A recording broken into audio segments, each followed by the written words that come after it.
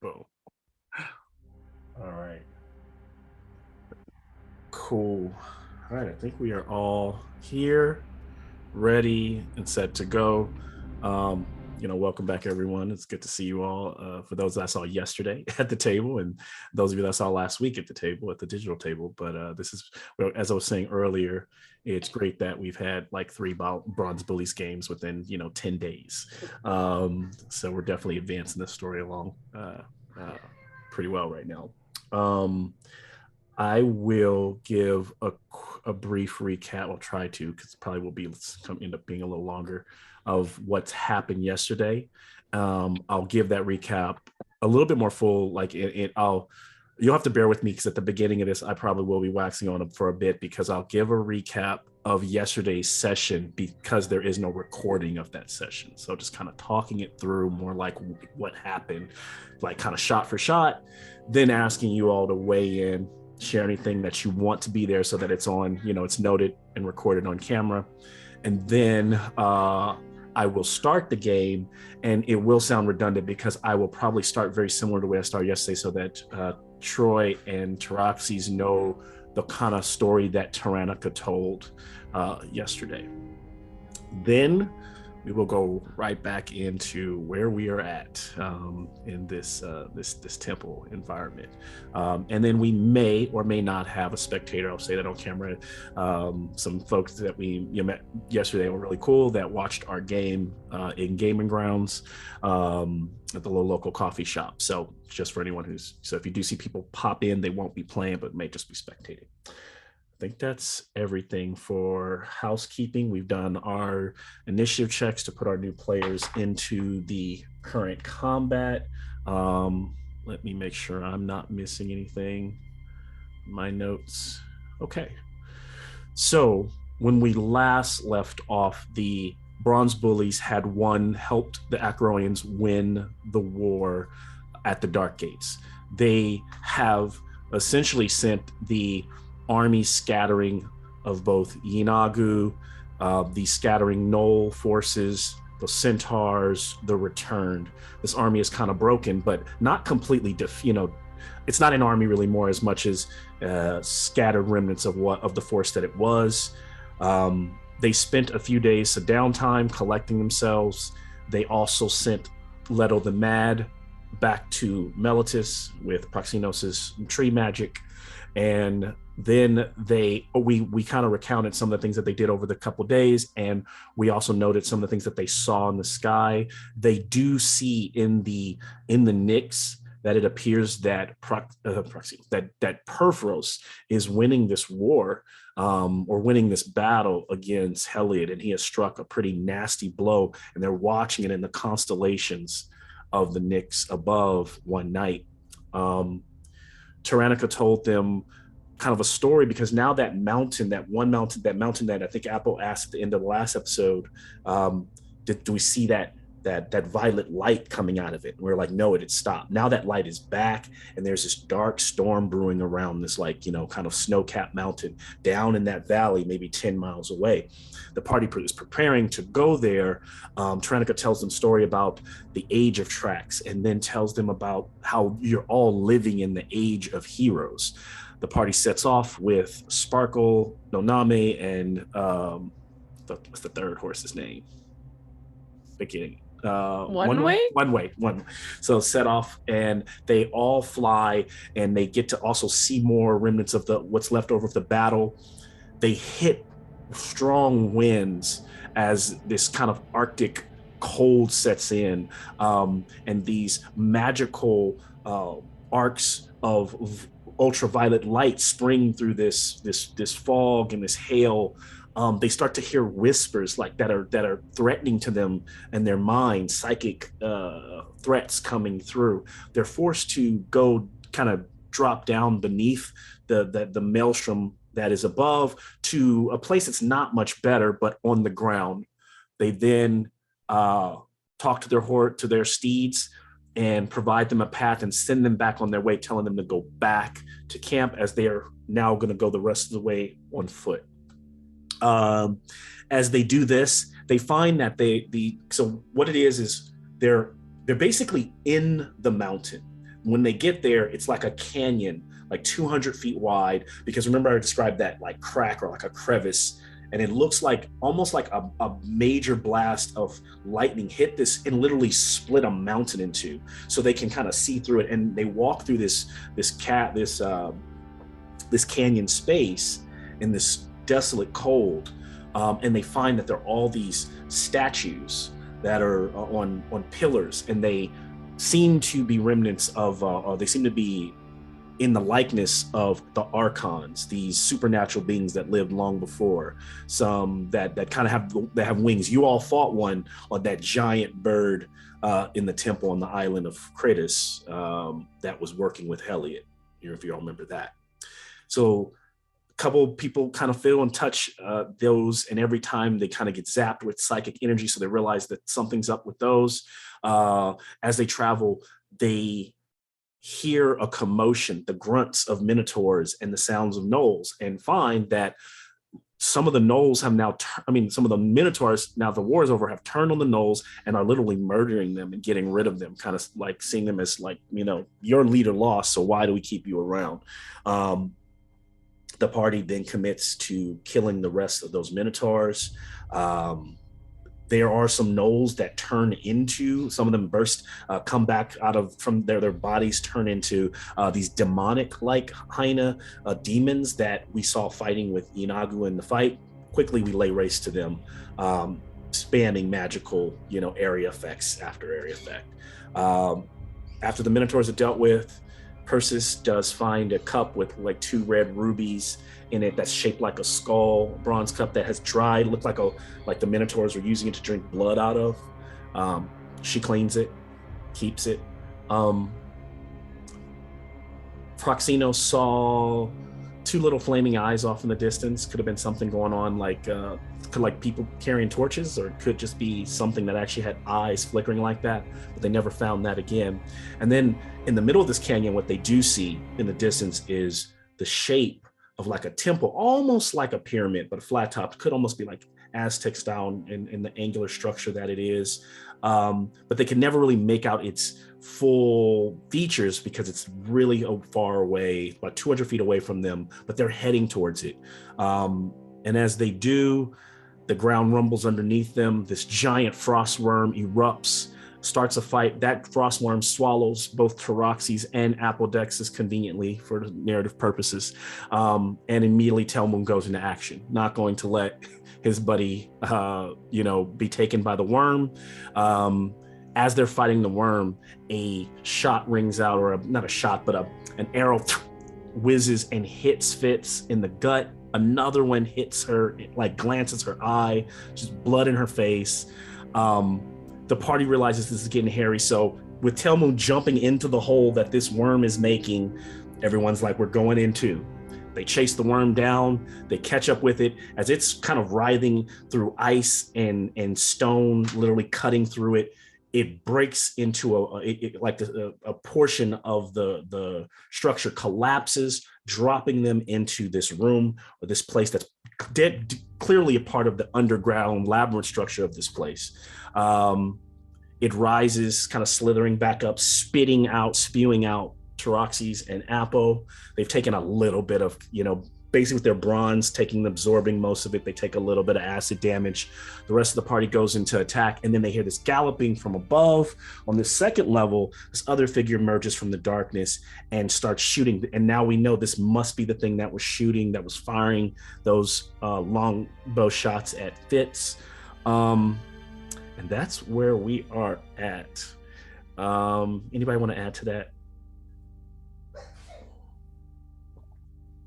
No? I think that you hit every major point. If there is anything, let me know. Otherwise, yeah. Did you talk about the one scared gnoll that Persis allowed to leave?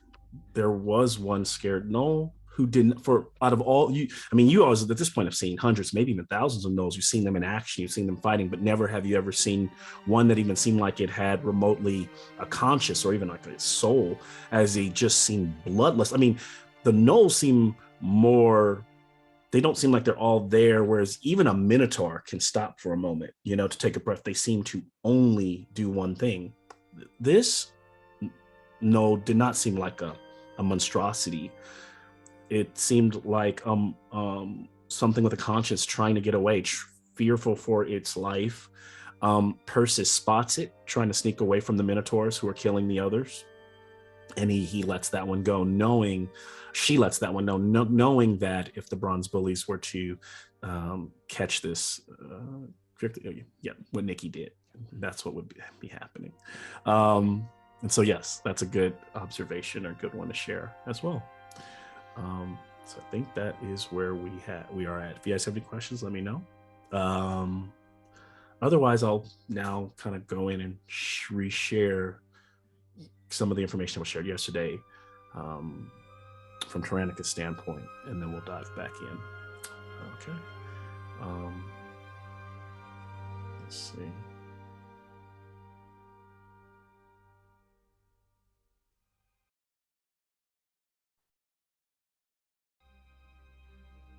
Okay. And so I want to go back and tell the story one more time. Tyrannica sitting around a fire with their soldiers, her Lucos wolves at her backside, telling the story of her father had told her all his life. She still believes him to be alive somewhere battling amongst the stars. And she begins to talk about this because looking at that dark mountain reminds her of this tale. And while she wishes the bronze bullies Godspeed, she wishes Iroas to be with you. She also starts to talk about how her father would speak of the age of tracks, the age that came an aeon before. She says it was a time of the archons, supernatural beings, some called demigods, others called angels. And it is said that they came from northern mountains like the one you see before you, and that they established rule over all they saw as lesser beings. They subjugated Leonins and created an entire army and used magics to warp their minds to establish supremacy across all of Theros. And it was a time where most of the beings of Theros were broken, and then while in a weird way they believed the Archons to be rightful rulers, but because the Archons had the power, they had the civilization, they had the police to protect the people from giant monsters and giant hydras, because in those days those monsters grew to Titan portions. And so hundreds of years passed in this tyranny under the rule of the Archons, and people cried out and the gods answered. And so the gods sent champions to aid and to bolster the people to fight back against the Archons. And eventually the Archons would be subjected to the gods' will. And those that resisted, some say became demons, some say they were like fallen, even though they were pretty awful to begin with. But these demons were like warped versions of their original, which all the people always kind of saw them as like majestic in look, even though they didn't act that way. And so while this war was happening, this awesome empire that they had built was starting to be warred over. And so the Archons, in a last failed-ditch effort, called upon the Titans. And the Titans really decimated and destroyed most of that. And this is why you find so much of the scattered, lost civilizations all across Theros, because it is most likely from that time. And it is said that the original gods, the brother and sister Crufix and Clothis, they were the ones to help bind the Titans. Crufix using secrets to his knowledge to gain the upper hand, while his sister using her strands of destiny to bind them. And so this afforded a new opportunity, a new age to begin for the free peoples and the free mortals of Theros. And then it was from those, the advancements that the people wanted, the new civilizations being built, that Afara, Iroas, and Karametra were influenced, a major influence in those new civilizations being built. And so the age of heroes was being born, because now there was so much of the gods literally inspiring mortals to go out and to make their own destiny. And so the heroes endure. And so Veronica tells that story because her father always said that eventually all ages come to an end, and he was proud to live in that age of heroes, but he knows that eventually all ages come to an end, and he always said that eventually one day the age of heroes would end. Now, that would not mean that heroes would go away. There would be no more heroes, but it might not be the glory days that we're living in now.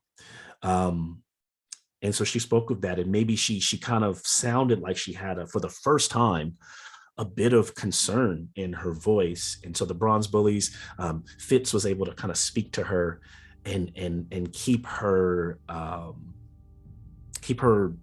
spirits up, and to let them know that as long as there's all fighting hearts of heroes, it would all, to the Bronze Bullies, there will always be the age of heroes.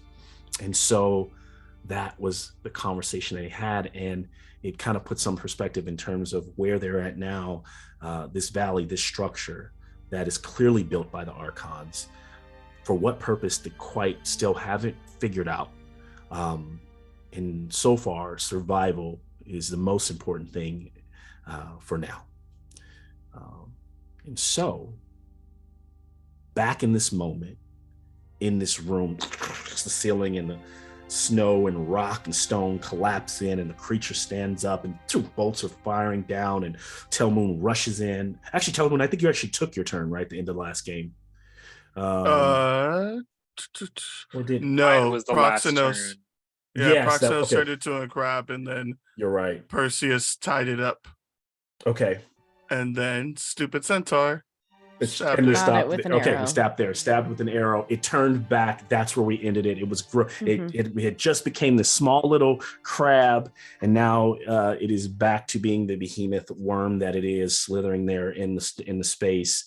And so, diving back in, we'll turn it over to the Telmoon and the rest of the party. Yeah, seeing the new, bigger threat, and the fact that the worm has given up Taraxes, Telmoon's actually going to divert his attention, but for now, act more defensively. So he's going to activate his ancestral guidance, and you get for the first time in a long time, because he hasn't been talking to his sword, you see him turn into the Super Saiyan mode, get a little faster, and then he's going to use his action to cast Mirror Image. And if he is right next to the worm, he's going to move back so that he can get a line of eyesight. Like, he's going to move back so he can get line of eyesight on the big dude. He doesn't want to. That's what he's worried about. So he wants to get line of sight on the big dude. Yep. Do you want to be like on the? I imagine, like, if you move straight across back this way, that gives you.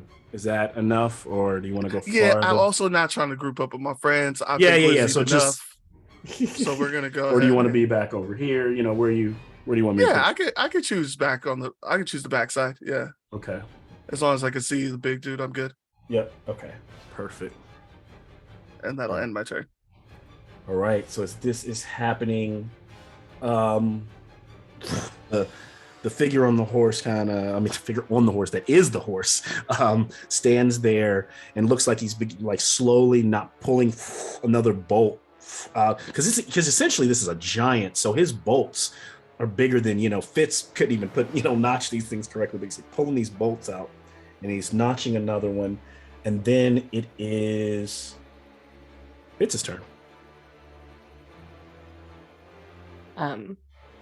I am somewhere in there. Oh yeah, you are right here. I think that's right there, Fitz. Yeah.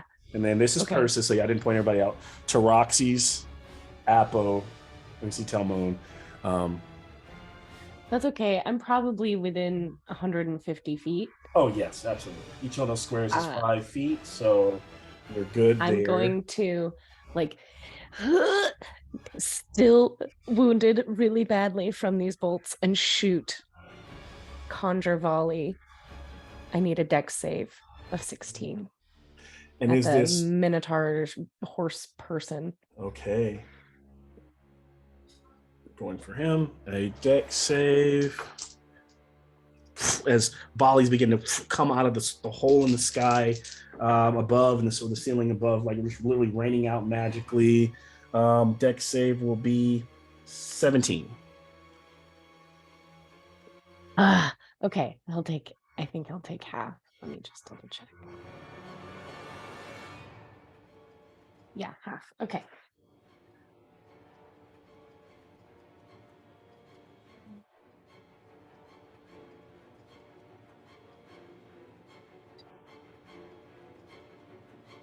Oh my gosh, your music is stressing me out and I can't do math. No worries.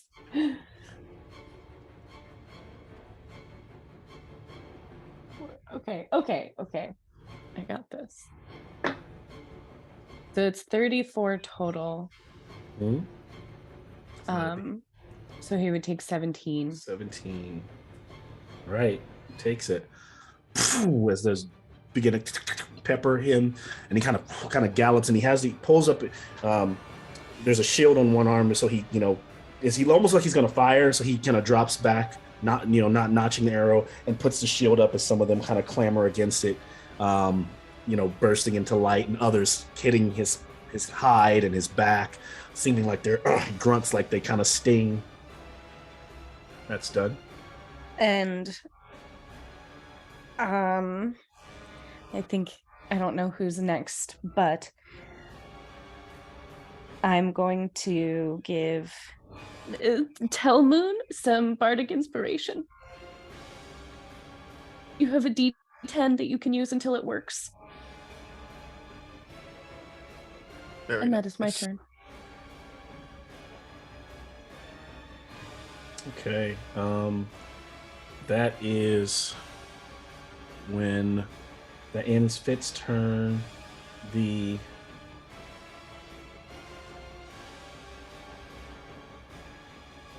need a wisdom save from everyone in the room as the frost worm kind of screams out. Oh no.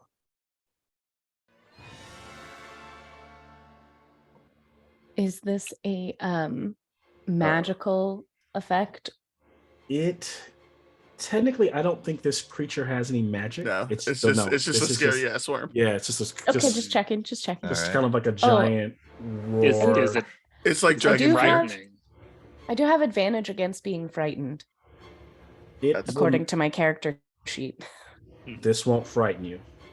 Okay, then never mind. I'll just roll regular. I'm going That's to an proc. 18. Troxy's, what were you saying? I'm going to proc my Indomitable for a reroll on a saving throw that I've failed, because I think a 7 is definitely a fail. Oh, yes, definitely a fail. That is actually a pretty good roll. It's a 19 An minus 8 1. is not much better. An 8 is not much better. I am at an what 11. save was this? A wisdom save. Not my Oh, strong yeah. suit, but rolled well. 17? All right, so we got if you're 18 above, it's a pass. 18. Okay. If You not, need- you Oh no. I'm glad Apple has +1 in wisdom. you are, unless you're immune to stunned, you are stunned for the next bit, no. and make this check on the end of your next turn to try to break it. And if you can break it, then you are immune to it for, of course, 24 hours. After If we passed, are we also immune, or do we have oh, to if you're, sled first? you all are immune to it. So you guys, you can't be, so you're able to fight through as like the sound of the halls shake. Actually, the creature needs to take it as well. So let me roll for him. How much we got to Venmo you to lower that to about a 13? Oh.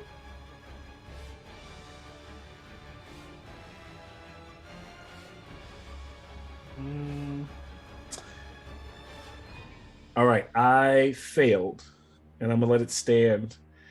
So the big dude on the horse is stunned as well, as he kind of cups his ears for a second, pulls back his shield, as you get the feeling that clearly while they're fighting in the same room, this thing and that guy are not necessarily friends, right? And so the worm will still, that is just its first thing it does. It then, the frost worm will go for the bite, and that will go towards Apple, actually towards Taroxys, for a dirty 30, and we'll do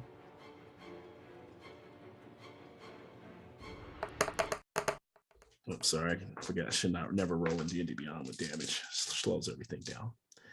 All right.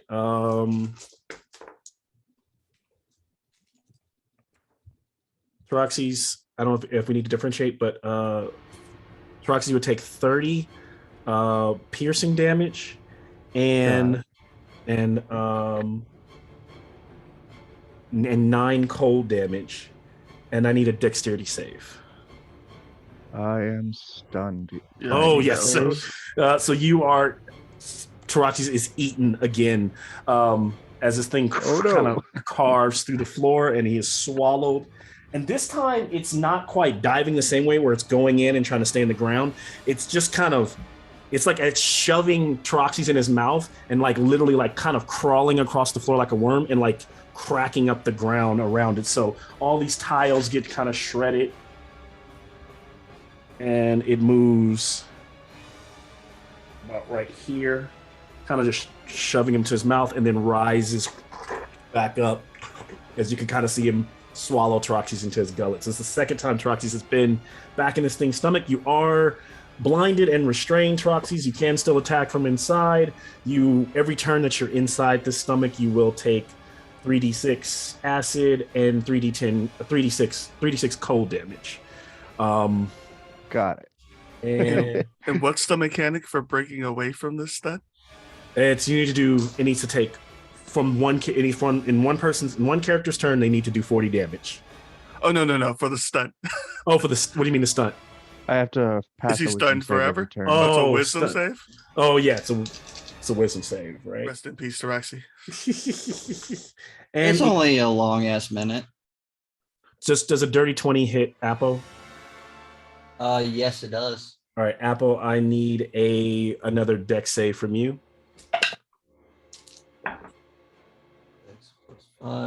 24.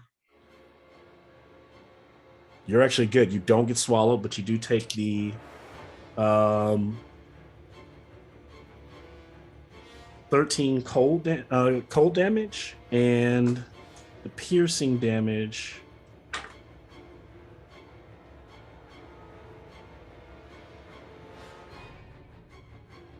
$25 piercing damage. I see somebody must have got some new dice.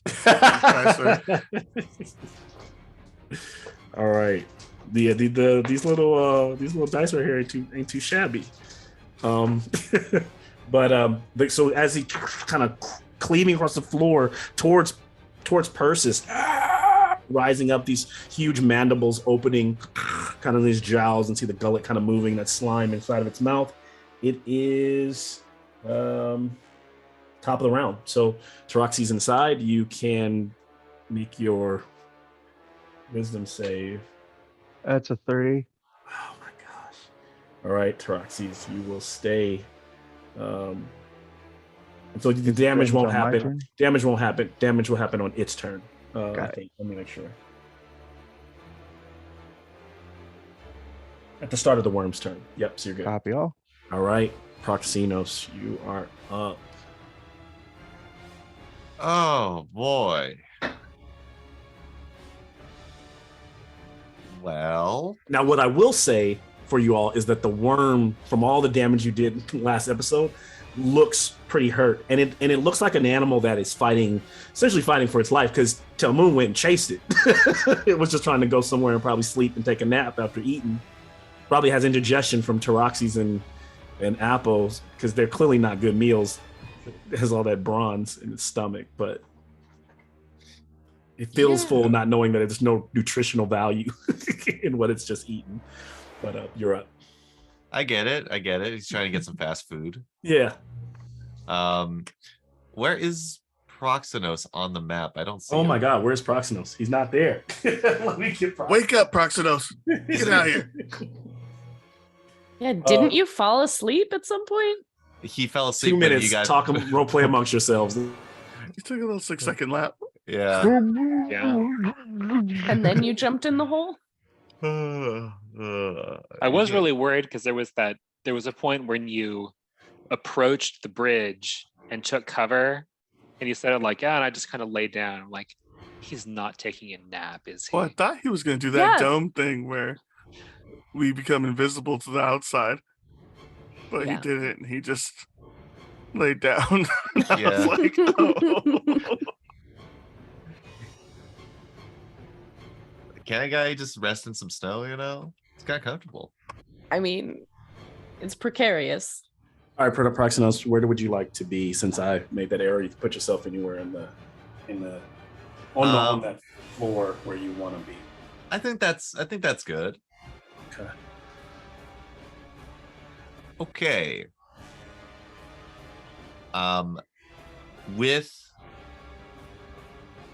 With that, Proxenos is going to look at the worm and look at the centaur, multi-legged centaur boy, and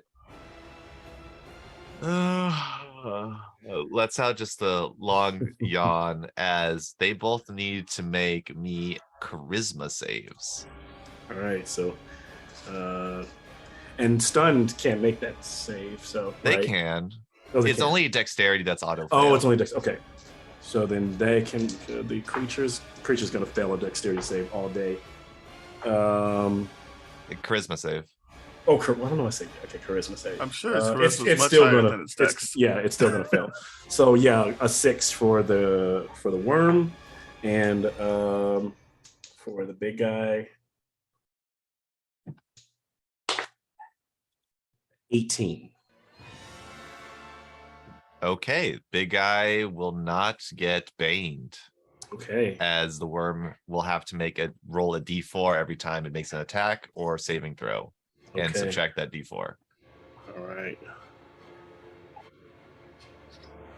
Subtract that. So that's Bane. So put a little d4 there. Awesome. So Proxenos says, is Bane them? Is he moving? Is he doing anything else? Is he? Moving towards the wall where the centaur's on. So he's just getting towards there. And with the wooden and with the staff glowing with this gray mist as he casts Shillelagh on it. Okay. And that ends his turn. He's standing next to that hoard of gold and treasure that he sees there, as he lights his staff to that green light. Persis is up. Persis is stunned. Oh yes, so Persis would make a save.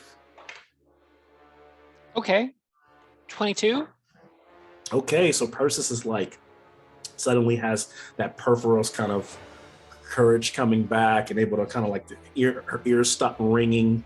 Good stuff. As we move to Apple, who I believe is also still stunned, right? Or did Apple pass? Apple passed, barely. He did not get swapped. So Apple, so you can get a shot of where you're at. You're still on the ground where it literally tried to scoop you up, but was not able to. Was able to hurt you, but wasn't able to take you with it. So you're right there, the prone. All right. Apple, you are so unique.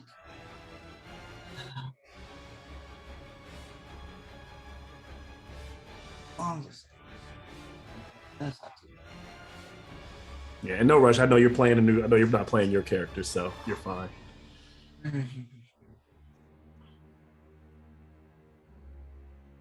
All right, so he's gonna go kind of Iron Man. He's going to, while he's on the ground, cast Ashelon's Stride with his bonus action. Okay.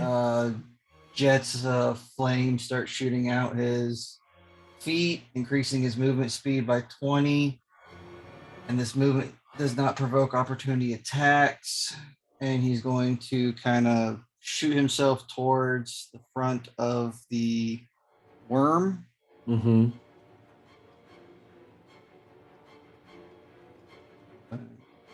Yes, So look about right, or I'm sure he's still trying to create some distance from other people.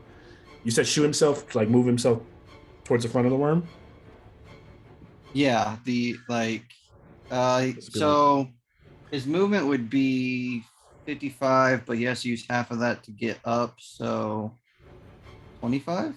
25? So right around here is 25. If that's where he wants to be, or here or here. Further closer to the worm. Closer. He's okay, so he's yeah. going close. Okay. Yeah. He's he can be even fronted if he wants. It's just where you want him. pulling a full apo. And by the way, when I pull, so you see all the black spaces, that's literally ground that's caved in. There's nothing there. You gotta leap over it or jump down in there. It's like literally being broken up. And I defer to the party. I do not know what the flail does. I know it does like extra damage. Pain is what it does. Listen, pain's good, but there's two others I know that are really good too. There is pain, paralysis, and madness. I agree. You got to hit with it. You can choose which one you're going to cause. You can only cause one with each strike. Let's see. You can make as many attacks as you have. So if you got 3 attacks, you can make one with each of them. Yeah. If you got 2, you got to choose 2. If you hit, they each do their damage. So pretty much they all do D10, and then one does I think pain just does a bunch more damage. Yeah, pain adds an extra 4 D10 of psychic damage, while flail. Actually, here's what I'll do. I'll send you I'll send it to you directly. But so Matt, would you say a multi-attack would require to use 2 different items? Yeah. What do you mean? Like, could he use pain twice? No, you can't ever use the same one again on a turn. You have to keep it. Yeah, makes sense. Yeah. So I'll send that to So I'm copying it literally from the monster. So disregard like the +9 attack value, because it's going to be the value of your modifier, not. So there is no addition to this weapon. It's just a flat. It's whatever Apple's. I believe it was a +3, right? Isn't that what you said? Oh, it is. It is a. I don't know if I said it was a +3. I heard 3, but it's all good. Because I think like Yanagu's would be a +3. This is the one he took off the general. Yeah. Yeah, it's like I would imagine it's a +1. +1 works. Yeah. All right, so that I'm looking for my chat. +8. Where is the? Oh, there it is. Screen is real small. So let's do. Where is Apo? All right, here you go, Troy. He doesn't already have a flail on his character sheet. He was just rolling it like from paper. Yeah. So what he has is like a custom action. Because I had sent it to him. Of Chaos that just says Flail of Chaos. Well, I guess use that attack modifier and then just. There is no attack modifier, nothing. Oh, there's a die. Technically, it's an unarmed strike according to his character sheet. No, it should not. It should be his strength, his proficiency plus 1 is what I would take. So it would be a +8 since he does have a +1 spear technically. I'll take that. So that's a dirty 20. Okay, that's gonna hit. So, oh boy, let's see the spiciness of this flail.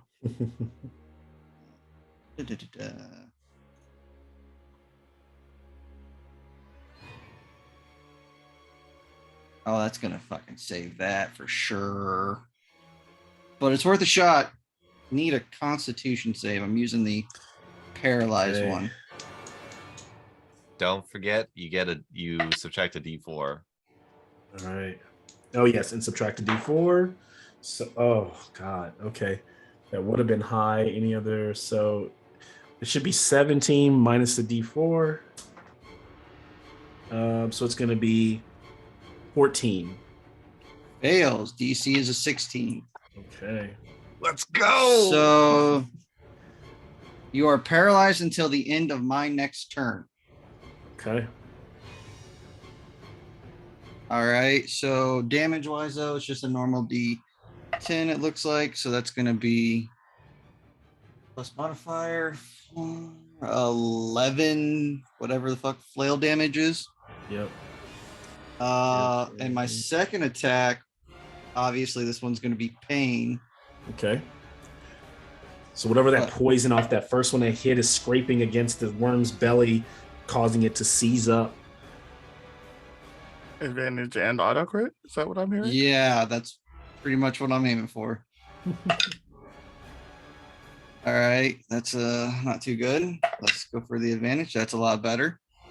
Plus 8 is 26. If that hits, that's an auto crit. That hits. All right, so this is 5d10 times 2. Jesus.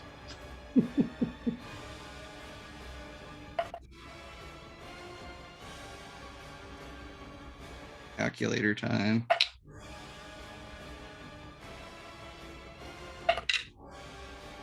Wow, that's 2 9s back to back. There's a 2. There we go. Even it up. That's a 10. Shit.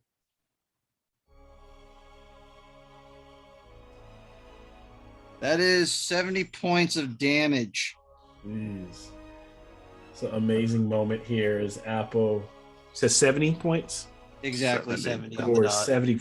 And that blow, like all three of those flails, like were striking or landing against the skin somehow, or the wounding this thing, it begins to kind of cry out, but not shrilling, and kind of staggers for a second. Looks like it's about to topple over, kind of worm on all of you, but it collects and catches itself, kind of rears its head, mandibles open, still alive, but hurt. Oh, also forgot since I did that spell. I can't mark it, but I gotta write it down. You get 1d6 of fire damage when I'm within 5 feet of you, Okay. which is 5 fire. So 5 fire, which means it'll take Yeah. 10 fire. And you also take 3d6 cold damage from being 5 feet close to me. Oh, See, should have said nothing. Now you got I just did 70 points, and Teroxys is technically out.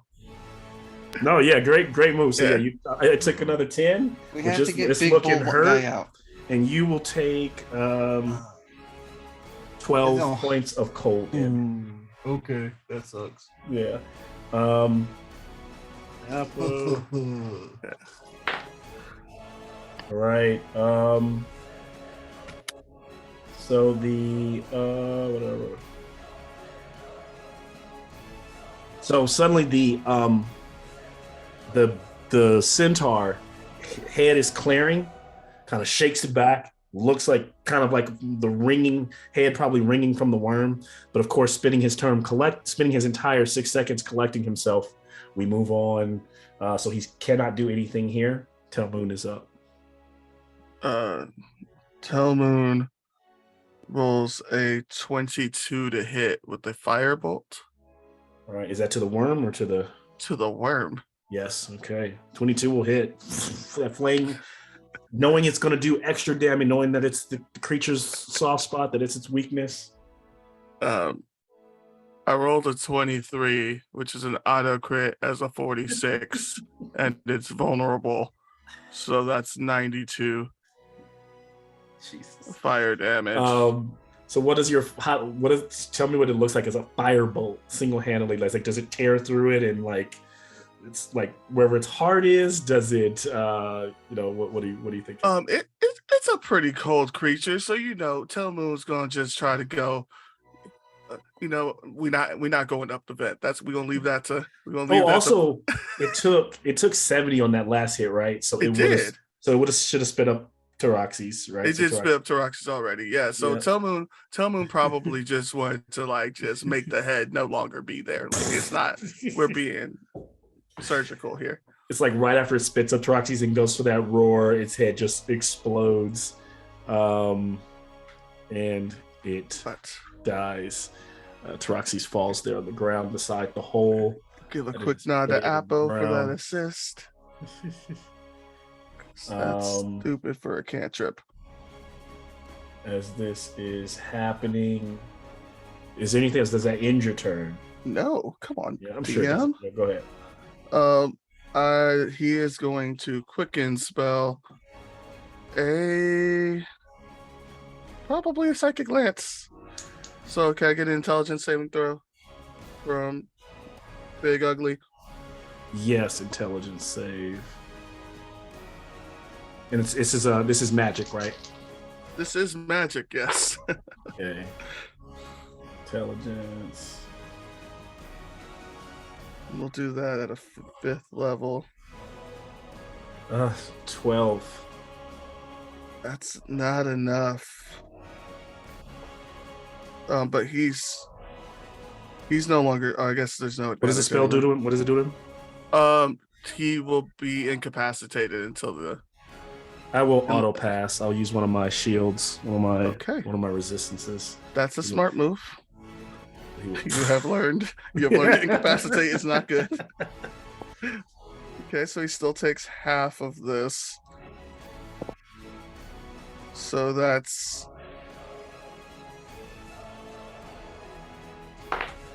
Godly, I shouldn't talk while I'm adding.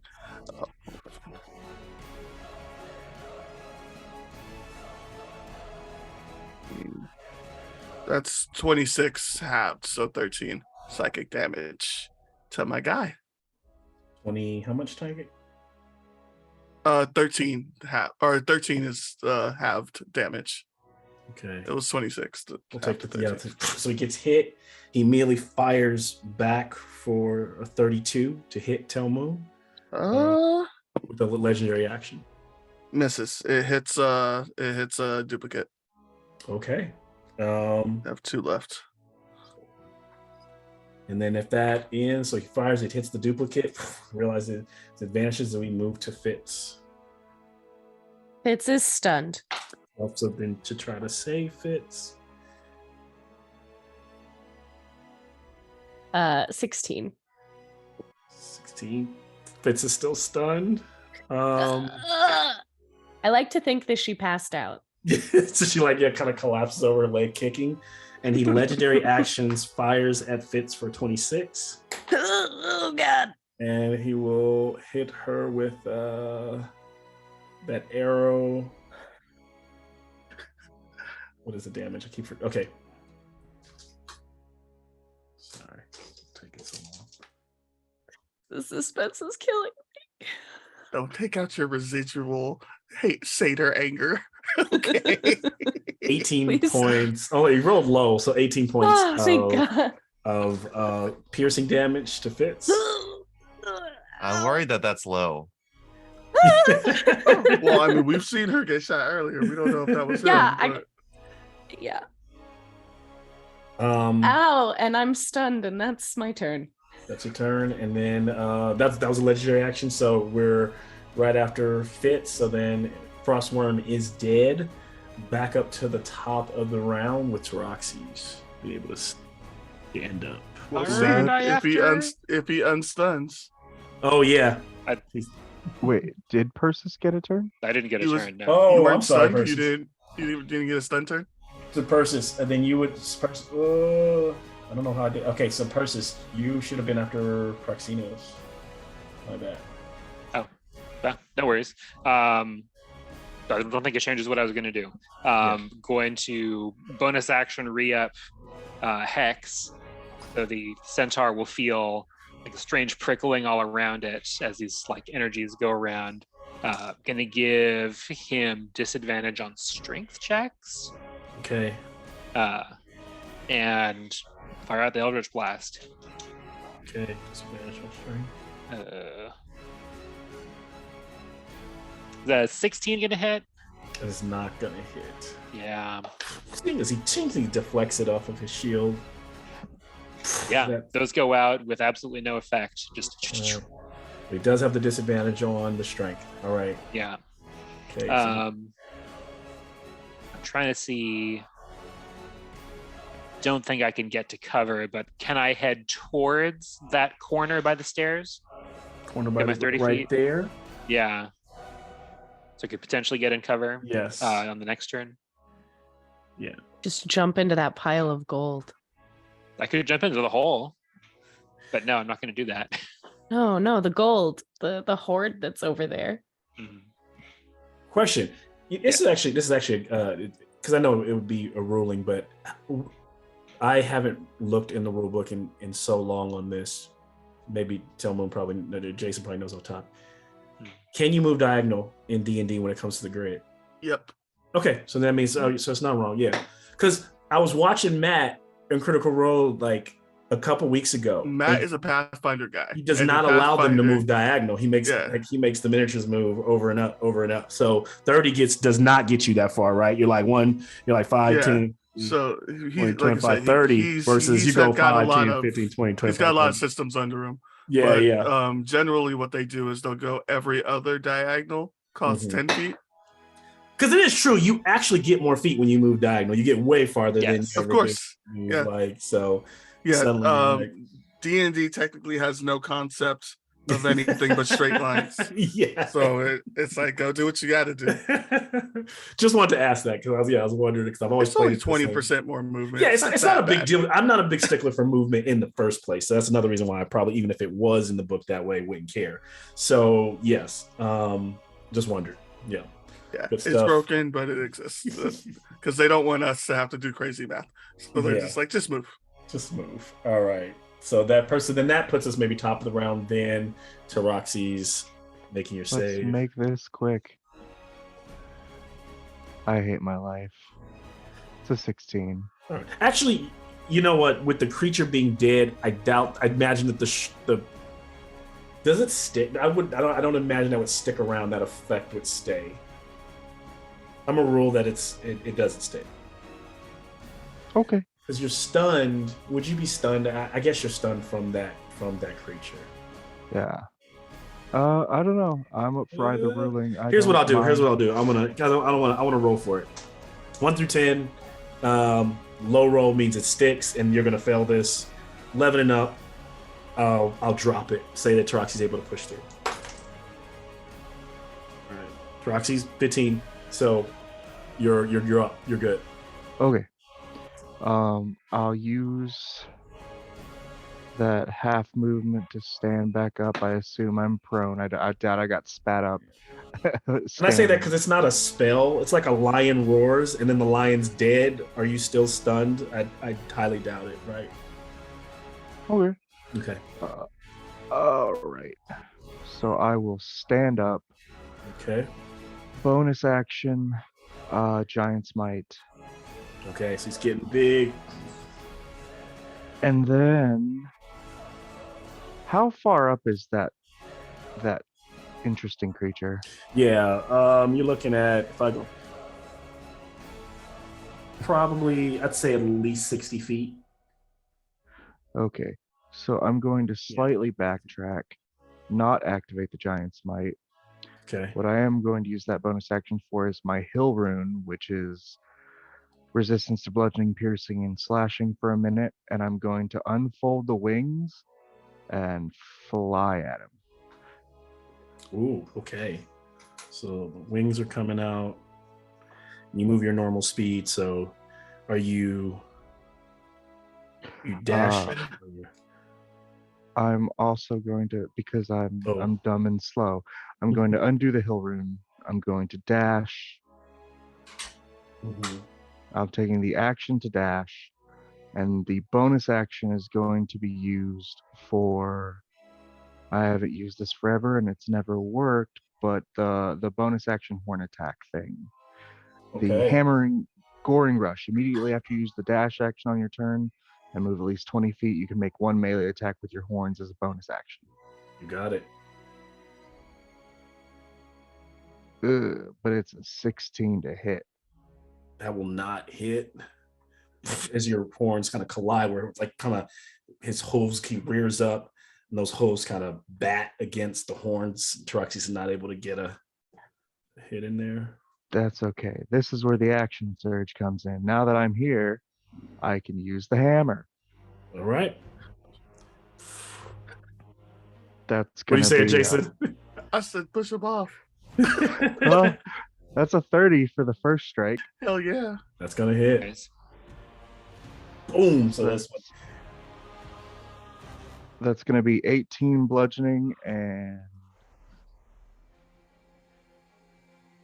13 fire. all right. Let's see, where's this thing? Let's see. Second strike is a nat 20. Oh, geez.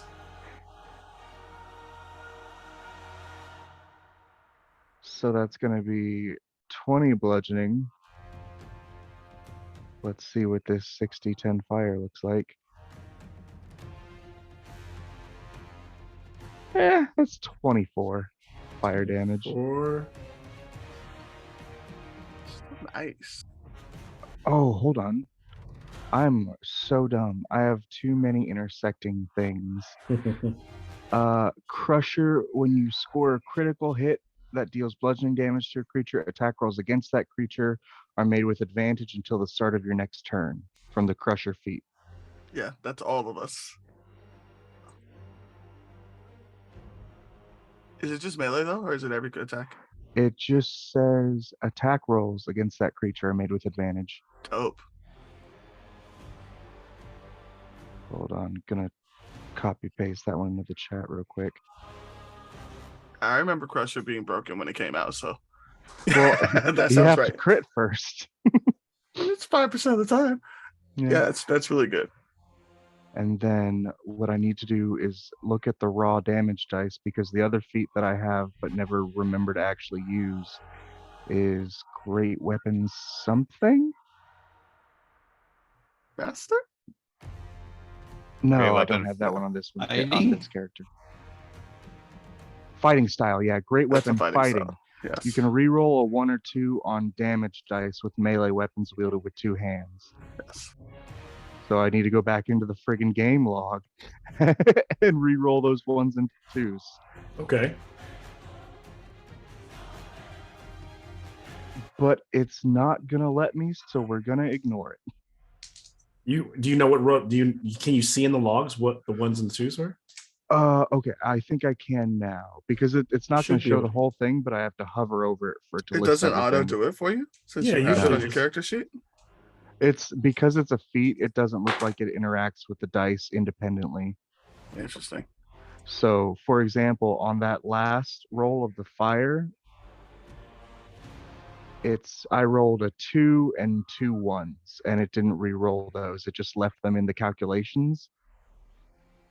So the feat is supposed to on damage, it's just a straight damage dice too. So it's not specifying whether it's just the fire or just the bludgeoning.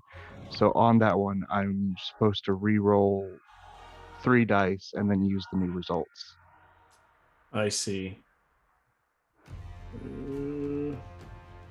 How can I? So we don't know which rolls you. How many? Yeah, it's kind of hard to go back. Yeah, well, I can see them if I hover over the actual numbers in the game log. Okay, so then you just can. So you know what you can re-roll then, right? Yeah, Or- so just 3 Okay, of go ahead. those D10s. 3 of the D10s. All right, so go for it and roll. Go ahead and make those rolls there. And then I have to do dumb calculator math because it really should do this for you. Yeah. I mean, It you does could, everything else. To speed things up, whatever you can talk happens to me here, if you want to. Yeah, you could have somebody else roll them with you. I mean, I could do math in my head. is Oh what I'm yes, saying. Jason is. Yeah, he's the accountant in the room. So what I'm going to do is I'm going to subtract 4 from 3d10. All right. So it's 20 plus 16, so that's 36 fire Okay. instead of 24 36 fire because of re-rolling those 3 dice. So just add another 12 damage. You don't have to take yeah, it I off. just Get him. Yeah. it's super useful but also dumb and finicky. That's the turn. That's it. I'm good. I'm good. All right. Take the 36.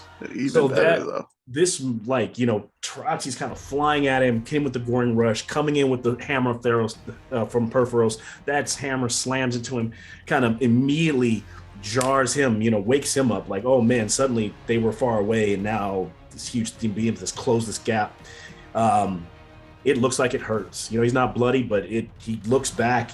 This, the figure you see before you, Taroxy's rearing up, is, like I said, massive, blue skin, cold eyes, cold as ice, and this like long, wavy, cold beard, and kind of One as more he's. thing. Oh yes, and his horns. I got so caught up in the numbers that can I move have them, a third attack still. Oh, You have another attack? Yeah, I went to while I was looking in the game logs for my stuff, I hit with my horns on one turn. Mhm. I made one hit with the hammer for 30 Okay. to hit. The second one was 32 to hit, and there's no third attack. Because he has 3 attacks as a fighter at this yeah, point he's in level time. 11, so yeah. Another goof on my part. 24 to hit. That's gonna hit. All right, that's gonna be another 17 bludgeoning. And because I don't want to roll again, I'm just going to leave the 16 fire. All right. It's another 16 fire. That's it. That's 100% for real. So great move there. All that, I imagine, like the back and forth between those two as Taroxys is landing blows. He will then cast in because I just rolled it to get it out of the way. He will cast in a mythic action. He pulls out that lance, and it glows. It lights up like, when Taroxy sees it, he brings it up. It looks like the Nyx, like it's just like shaped like the stars. Then you just and it skewers straight through Taroxy's chest into the ground. And then he lifts Taroxys up. Taroxys is restrained on the lance. And you will take, did not roll the damage yet.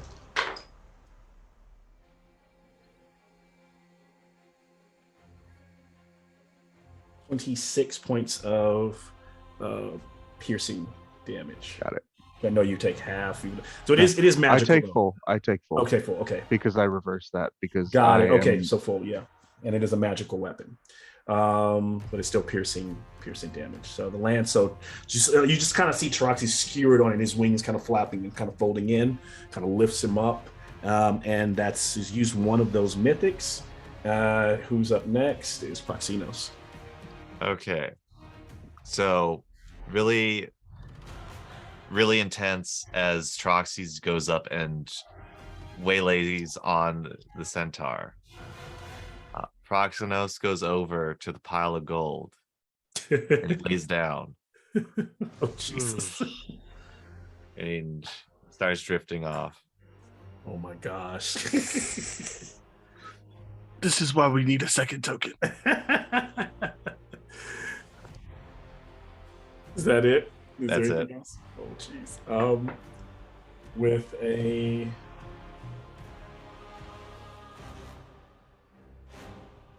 using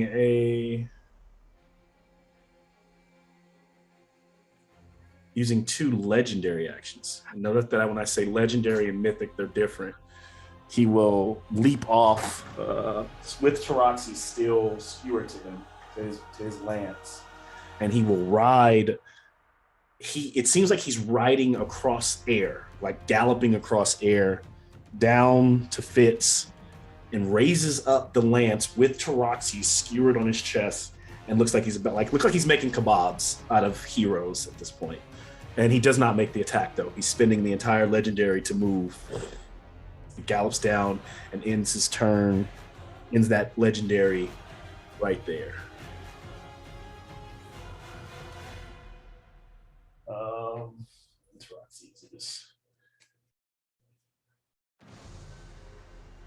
All right. Golly. He's so much Proxy's bigger just than a I'd like. keg. I didn't realize how big he was when he was up there. Yeah. We are moving to Arsenos West, so Persis. Will not forget you this time. Yeah. And there's like a square between us, right? Yeah, you're like 10 feet away. Okay. Be a that's shame a if whole you lot have of nope. advantage on those Eldritch blasts. It would be a big I actually shame. would have stood here because I got Okay. reach. I don't need to stand right on top of Fitz, but yeah, like right there. Yeah. She's going to take a moment to yell at Proxinos, "What are you doing?" And is going to fire some Eldritch blasts at advantage at this thing, because why not? Go for it. Okay, that's going to be a 21. That will hit. And I'm sorry, I'm just going to roll them all. Yep. Do it. Do it. Okay, that's higher. And yeah, also higher. And yeah, I'm going to spend a sorcery point to quicken and do it twice. Okay. That's a 20. I don't know, does a 20 20 hit? will hit. Yes. 20 hit? Okay. A 19. 19 points of damage? Or 19 No, hits. 19 19 will miss. Sorry. 19 will 19 miss. misses. Okay, that's one miss. And yeah, that's higher. Okay, so that's 5 that hit. Sorry, gonna do a bunch of this now, apparently. You're good. Okay.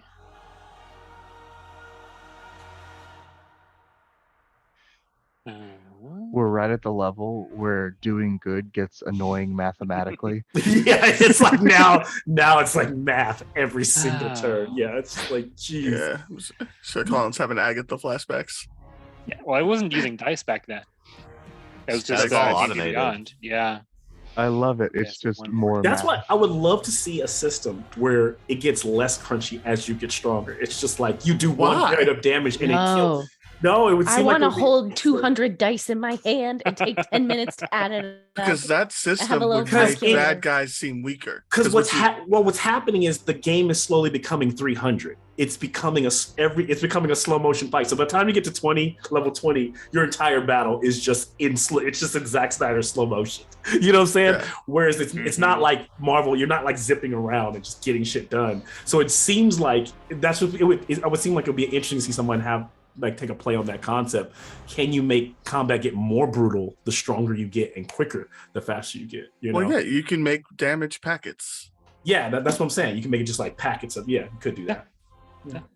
Okay.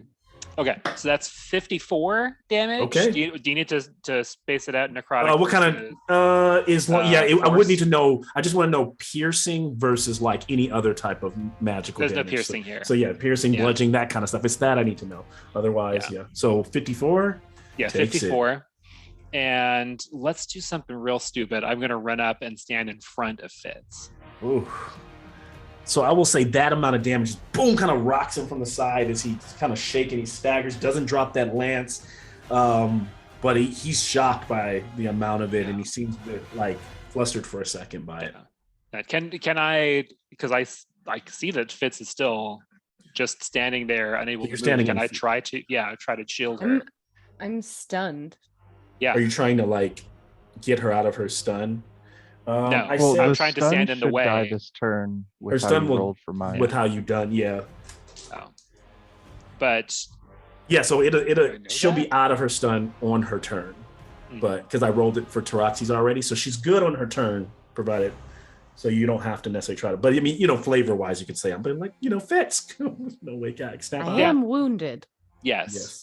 Yeah, and I'm mostly okay, and I have ideas. So let me try and stand in front of Fitz. All right, Fabulous. standing in front of Fitz. Would that work? Mechanically, it doesn't do. It But doesn't do. flavor wise, there's No, he's gonna someone you strike should be Fitz. angry at. For the 35 to hit and the 26 points of piercing damage. Me? Yes, on you. 35 to hit, 26 damage, and you are restrained. Why? Oh, So Oh, she's so- skewered 2 of them now. That was So another. he just leaned around me and like, no. Yeah, he's just like, I imagine he's so big, he just like raises up and goes like right over Percy's head, like wham, like it picks her up. Right through where she got hit in the gut, just like pulls her up. Oof. Sorry, Nikki's mom. Ouch. Listen, this is not me. This is the Conveniently, bad there guy. was already a hole there. Let me just make that bigger. All right, Oh. so done on the creature, and we are so that was Persis. Apodex, this is up. Cool. Seeing this dude collect us like fucking Pokemon cards. Awesome. All right. I'm just gonna rinse and repeat with Apo. So first attack had advantage. You can go ahead and roll a Constitution saving throw if you want. All right. Yeah, 19 plus 8. Spell, That's gonna spell, hit. or no? Magical effect. I'm Magical using effect. paralyze. Okay. He will get Constitution. That's right. All these swings have advantage. 24. Yeah, you definitely save against this thing. Damage though for that attack is going to be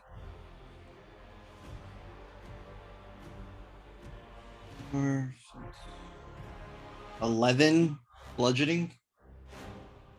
Okay. 11 budging. I'll take it. And And what are you attacking with? Are you?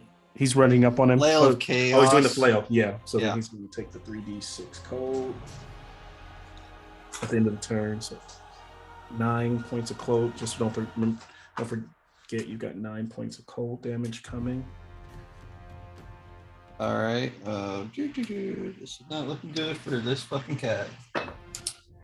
Oh god, Apo, how do you do this, my man? He's starting to look hurt. Like you guys are definitely. yeah, You're I hurting, definitely you're hurting am. this thing. Oh yeah, Apple's starting to look hurt, and the big creature's starting to look hurt. Second attack at advantage. Yeah, 18 plus 8. That's gonna hit. This one's going to be pain. So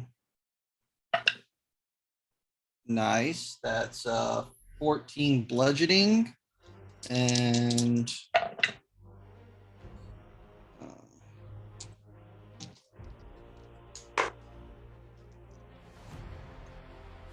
14 bludgeoning. Okay.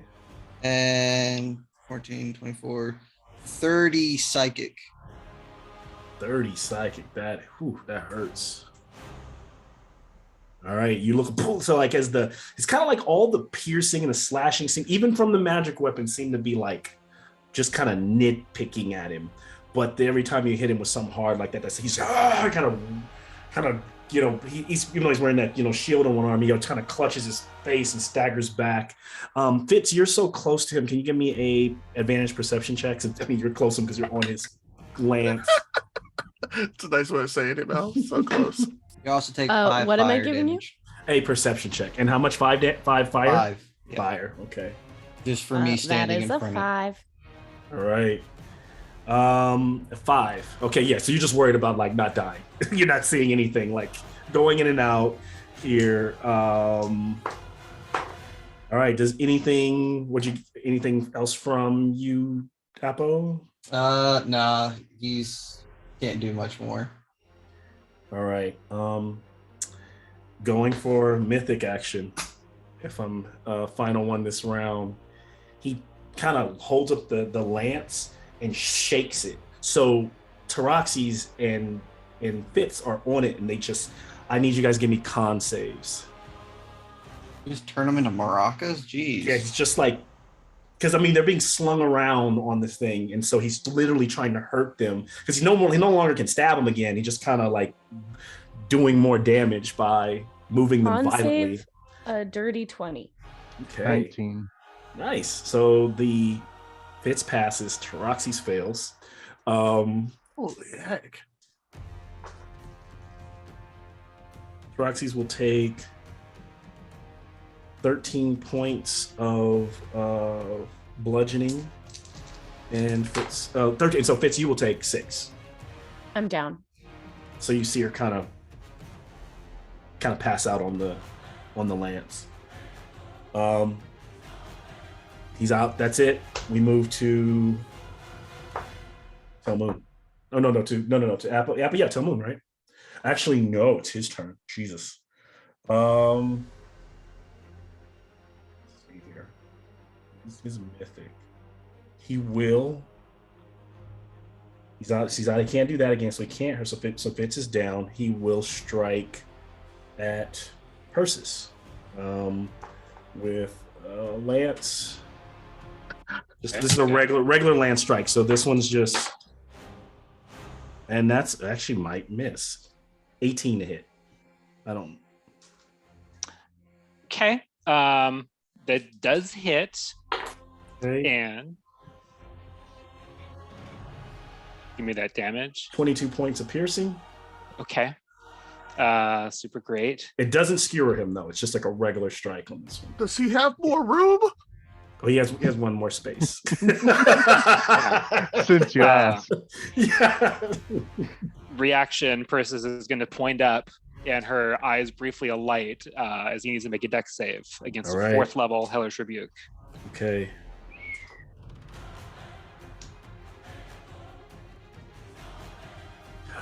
Doing a 3 with a dex save. He's going to fail. All right. Oh, geez, rolling several 10s apparently.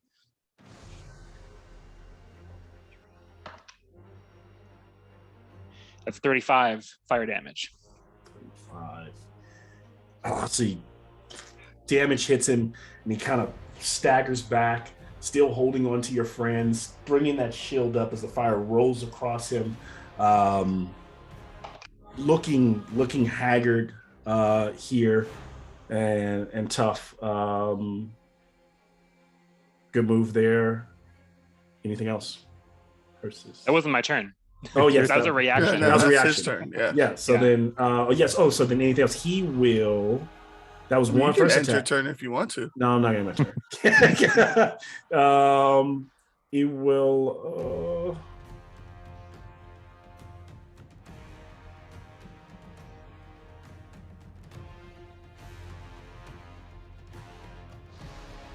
He will hooves attack. Persis. Okay. 25. And do Mm-hmm. 46.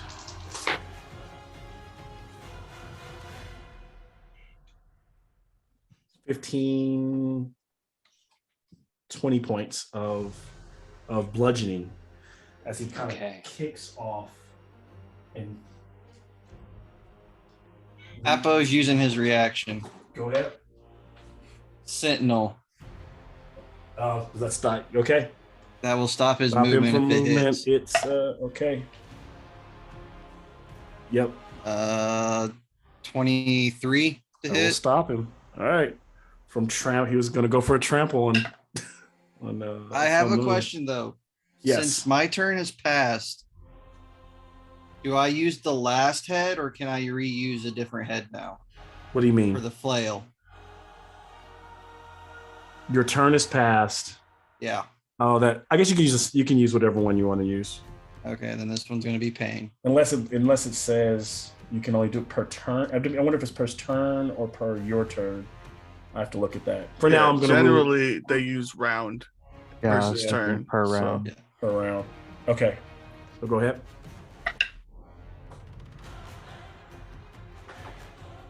It's 11 points of bludgeoning, Okay, and he cannot move. His speed is dropped to 0. okay. So he rears up. He looks like he's trying to charge forth, and Apple's able to like cut him off and force him to like rear up and not go, not move, standing in the way, protecting.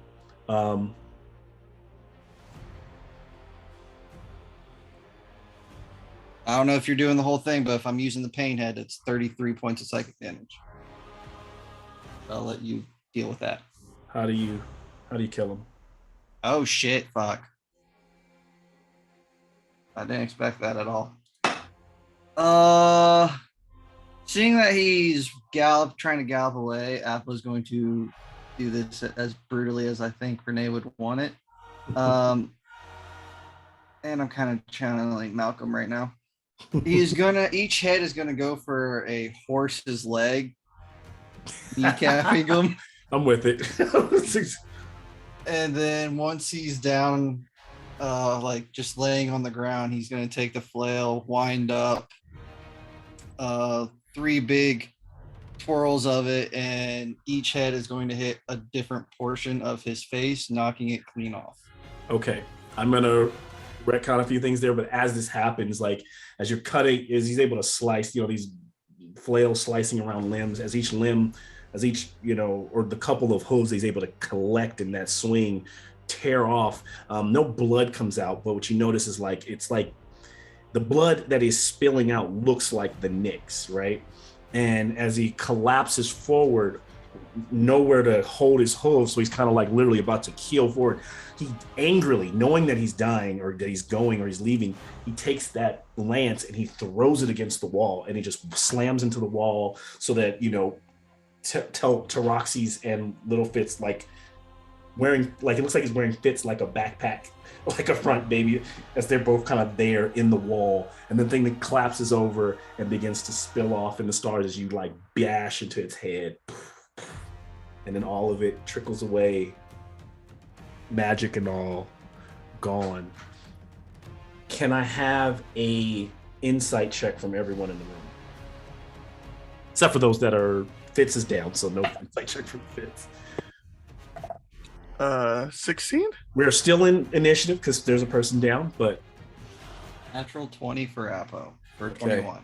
Natural 20 for Troxy's for a 19. so I think anyone with 20 or over, as you're seeing this happen, even though not quite, I also imagine, I know the way he looks here, I imagine also he's kind of wearing this more of like a hoplite helmet with his horns piercing through.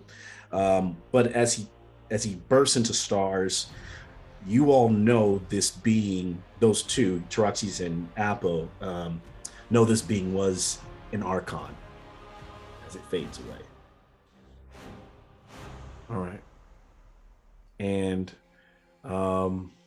so with this happening, we are Telmoon, is that? If I'm not mistaken. Yeah.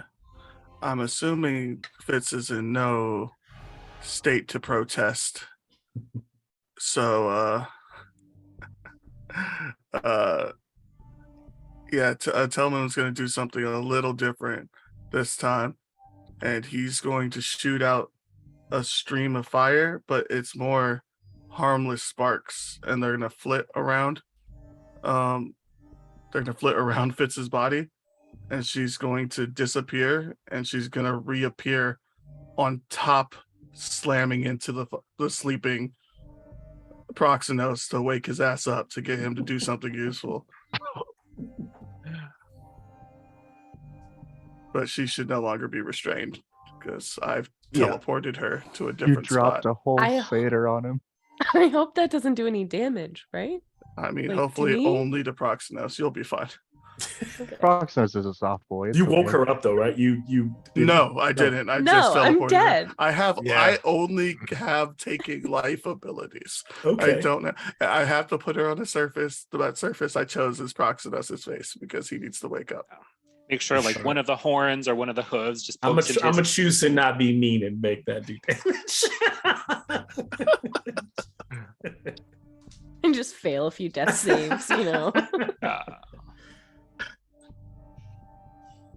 All right, so if Telmoon does that, then we move to Fitz to make her first death save, and then the next person can probably help her is Taroxys if he can get himself unrestrained, and then we go to Proxenos.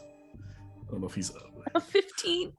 Did Proxenos wake up from being hit by? Are we testing? Because Proxenos, are you just narratively being sleep, or are you using kind of your time? Because I know you have your own tracking system for when you go out, right? Is this one of those moments, or this you is, actually don't? I don't want to ruin it for something you're trying to, but I'm trying to gauge that. Or otherwise, if it's narrative, then you can just decide if you're waking up, of course, or not. yeah. It's partly narrative as well. Mhm. All right. It's got a success. Looks like. Troxys, you are still skewered, so you kind of still have to wrestle yourself off that, try to be restrained. He's going to activate Giant's Might and then use that weight difference to kind of wobble the spear point out of the wall with his now much larger form. All And right. if there's any check I need to make to try Yes. and Give unwitch me that. athletics. Actually, a strength save, but you can Awesome. take that at advantage. Of course. Giant's Might, baby. If the dice will cooperate, they didn't want to. It's a 14. 14. Based I on, rolled I two think he 5s. still Damn it, stuck. Taroxy, stop playing around. I think Troxys is working his way out of that wall, and is just not quite there yet. Actually, you know what? I know the number could be here. I'm gonna see if it changes based on the way the guy threw it. So I'll make a restraint check. Maybe it'll be lower, right? 16. What'd you roll? 14. Okay, you're still stuck on the wall. So still working on it. Proxinos is up. Okay. So Fitz's body drops on Proxinos, and you see that as his body kind of like you see kind of bounces from the impact a bit. This white grayish mist surrounds him and Fitz. Okay. And Fitz, in that darkness, in the state between life and death, you see bits and glimmers of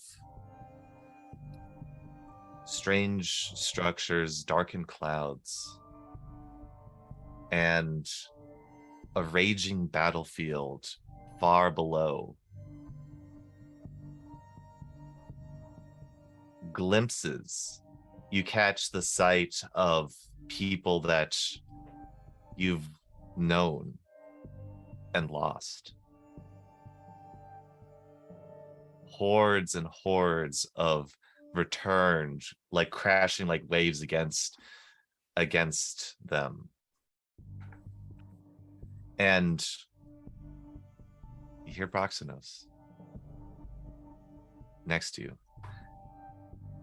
I see this every time I close my eyes.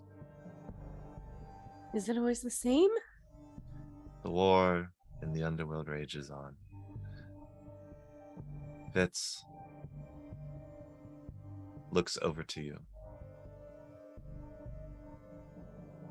We need to stop this. We need to fight with everything that we have. Well, yeah. I've been finding myself between here and back out there, pointing up to the sky. What's in the sky? THEROS. We're currently in the underworld.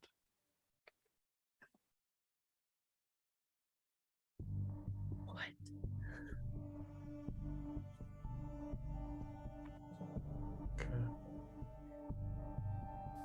If you see this every time you go to sleep, is it like scary for you? Because this is kind of intense. You see him look back.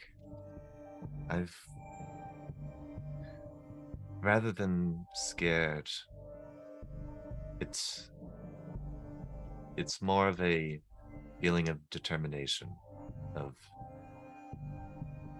everyone that I've known, people that I care about, are giving their absolute all to protect the life after. We are too. Yes. I'm really glad to have met you all. And with everything that I have, I will try to keep you all safe. And in that instance, you are no longer as this wave of mist surrounding you. And your eyes shoot back up as you gain 70 hit points. One of And the I'm in the gold last pile? images that you both saw, though, while down there in the underworld, because no matter where you are in the underworld, unless you're lower than the main level, the sky is always dark. And in a weird way, if you always feel like you're upright, but essentially you're standing on the bottom of THEROS. So there's this swirling mist that is the sky. So if you just turn it back up, and in the far distance across any horizon, you always see the tower or the palace of Erebos. And that palace to you all is, I mean, it could, hundreds of feet high, multiple, many stories. It is essentially a throne. And you notice that the palace is crumbling, but it's not crumbling and falling down. It looks like it's been blasted apart. So it still has its structure, but the pieces are in stasis, like they're floating. It looks like it's broken. And Erebos is sitting on it with his face palmed into his hand, like looking like a man or a figure in utter defeat, with his horns facing down towards the river Styx, pouring around it. And you wake up.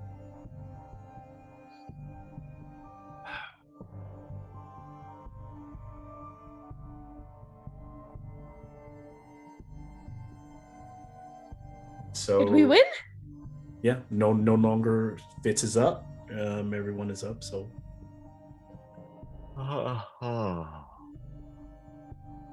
Proxenos gets up and tries to give a helping hand, pulling Fitz up. There you go. Oh, thank you. I feel so much better. Oh, What did you do? It looks like you were just sleeping. I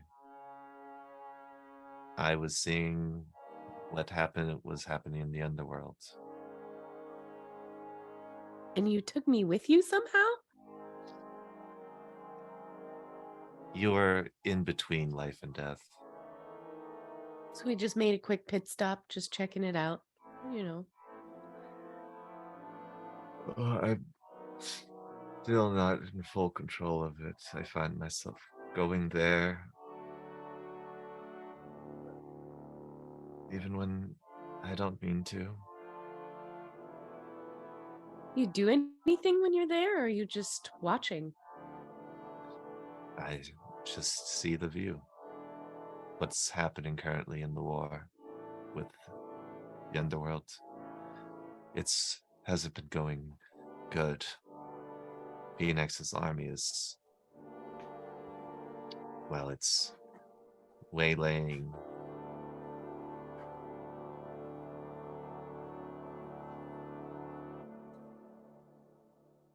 And so, as you all come down from battle, tired, Fitz feeling exhausted, those 70 points of healing ran through Fitz's body, healing the scar above her eye, closing the wound in her stomach. But Fitz, one thing you notice, the scar remains. Unlike every other battle you've had, you have the scar above your eye and this scar on your stomach where that first bolt hit. You still feel exhausted right now, that first level. And as you all are able to take in the room, what you do notice is that the walls of this chamber seem to be look like they're covered in black bubble texture, looks like it could be resin. And maybe after looking at it for a minute, it looks like it could have been like lava sprayed or spilled onto this room, and the reaction kind of crystallized around different parts of it. And then you notice the ceiling 50 feet up, of course, is collapsed in from where you fell in. You also notice that level, almost at that same level, where there is an area where the where the centaur-like creature Archon came from. You also notice stairs to the left of the room that seem to climb upward at an angle, and then these like double iron doors that could go somewhere. So there are many options where you go from here. And you also notice in this the structured space that against that wall, the pile of gold and pieces that you're laying in, it appears to be about, there are some copper, some silver, but all together, I usually like to round it up to gold. There's maybe about 1,500 pieces of gold here altogether. And then there are about 10 gems. Each gem is worth 100 gold pieces. 2 tourmaline, jade, amber, 1 garnet, 1 spinel, 1 jet, 1 amethyst, but 10 gems, all worth 100 gold. Beautiful. And then there are a few items, a potion, a couple different potions, 3 different potions actually to be exact, that you find there laying in this little mini hoard. And last but not least, there where the Archon fell is a sparkly, you notice his satchel, or where he was holding his quiver of his bolts. There are like 4 bolts still there, but one of them is a small arrow that looks very familiar. And we'll take a 5-minute break. Nice. It's the bag. I want it all. We take the bag and put it in the other bag just for Scoop safekeeping. everything into the bag of holding. Ouchie. Yeah. Get Thanks your ass for- down here, Taraxis. My I'm scar just look imagining, cool, like, guys? you know how the wood bends? That's just the wood bending until it snaps and he comes down. Before we actually fully go on the break, do you guys know where you may want to go next? No idea. Door The locked? safest place to short rest. That's true. Yeah. Yeah, taking a rest is probably a good idea. I think the safest places right now. No Short dangers rest. currently. You taking a short rest here? Yeah, it could be Probably get dangerous. short rest there. Yeah. Well, we'll probably try if The door is the door is not locked. And the Yeah. door, if you like kind of open it, it leads to a structured hall that leads deeper. It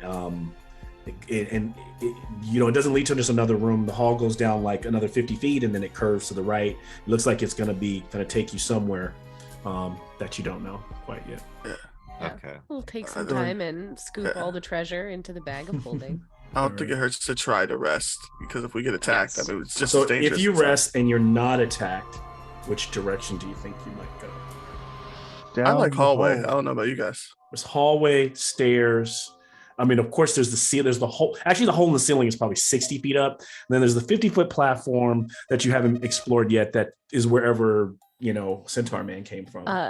Fitz would take an arrow and say, Marco, and then spin it on the ground, and whichever way it points to is where she wants to go.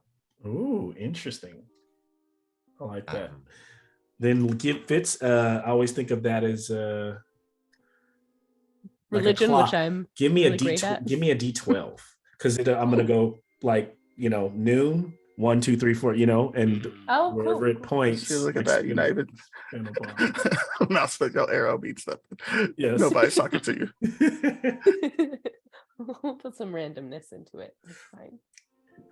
Here's what you could do. You could give me that random arrow, then you can give me a religion check. And then, well, here's the thing. And you're asking the god for something, but at the same time, if she's meditating, what does she even want beyond what be this arrow? Is she looking for answers about what this place is? Or what is she asking Nylea even for to guide this arrow's direction? Well, she has a broader knowledge that we don't, and she would probably have a direction that she would rather us go. Mhm. And that's the whole gist of her faith in Nylea. She's Okay. Just I where does believe in Nylea you. think Yeah. we should go? All right, so Yeah. roll your D10. Roll your D12, and let's see what direction. With of course, like saying like that's north or that's noon, or 12 o'clock. Let's see where we're at. The arrow just I- points straight up. Yeah. it just never stops spinning. I got an 11 on the D12. And Okay. do you want a religion check? I would like a religion check. Okay. I got a 15 on the die plus 3. So the arrow stops at 11 like that way, right? Mhm. And then it twitches a bit, and then it kind of moves towards the door. Good enough. Nylea votes the door. Let's go there. First, a short rest. And Oh, good I idea. needed. Proximus touches the air, kind of pokes it as it ripples, and the area creates this dome around us in this nice ambiance surrounding the whole area with mist hiding us and allowing us to see better. Okay. Yes. All right, I'll make a few changes, and we'll be back soon. Okay. I have a Cool. dumb amount of hit die. 12d10. Oh yeah. I'm gonna take 7 of those because your I boy mean- needs help. I have the same amount of hit die. They just don't do the same thing. I have been deliberately handicapping my ancestral guidance DC ACs. Do you think it's about time that I stop that? I mean, I didn't even really participate for the fight. I just took a nap, so Yeah, because technically my ancestral guidance allows me to add my charisma to my AC. What I've been doing is getting rid of my mage armor and replacing it with the charisma. So I've only been giving myself a 2 bonus on top. right, Or but sorry, you have I've been enough. giving myself a 3 bonus on top. I guess I've been getting rid of my shield and replacing it with that to give myself a 3 bonus. Technically, I should be having a 5 bonus. Should I keep it at 3? So that Mal doesn't go crazy. I mean, whatever fits for you narratively, I would say. Do what feels right.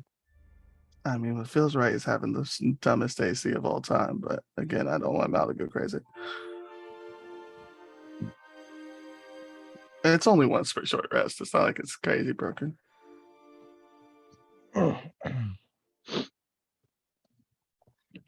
I got all my health back. I'm missing 1 point. Let's go. I am here and ready to resume tanking. I guess I can do this like this, and I can just add D6s until I'm good. I'll be right back. What is my con? Whatever it is, it could be higher. I decided not to power up that much, so I just took Eldritch Adept to get Armor of Shadows. So I'm no longer wasting first level spells on Mage Armor. It's not a huge boost, but again, I don't want Gotta save those for shield. saving those for shield is really what it is.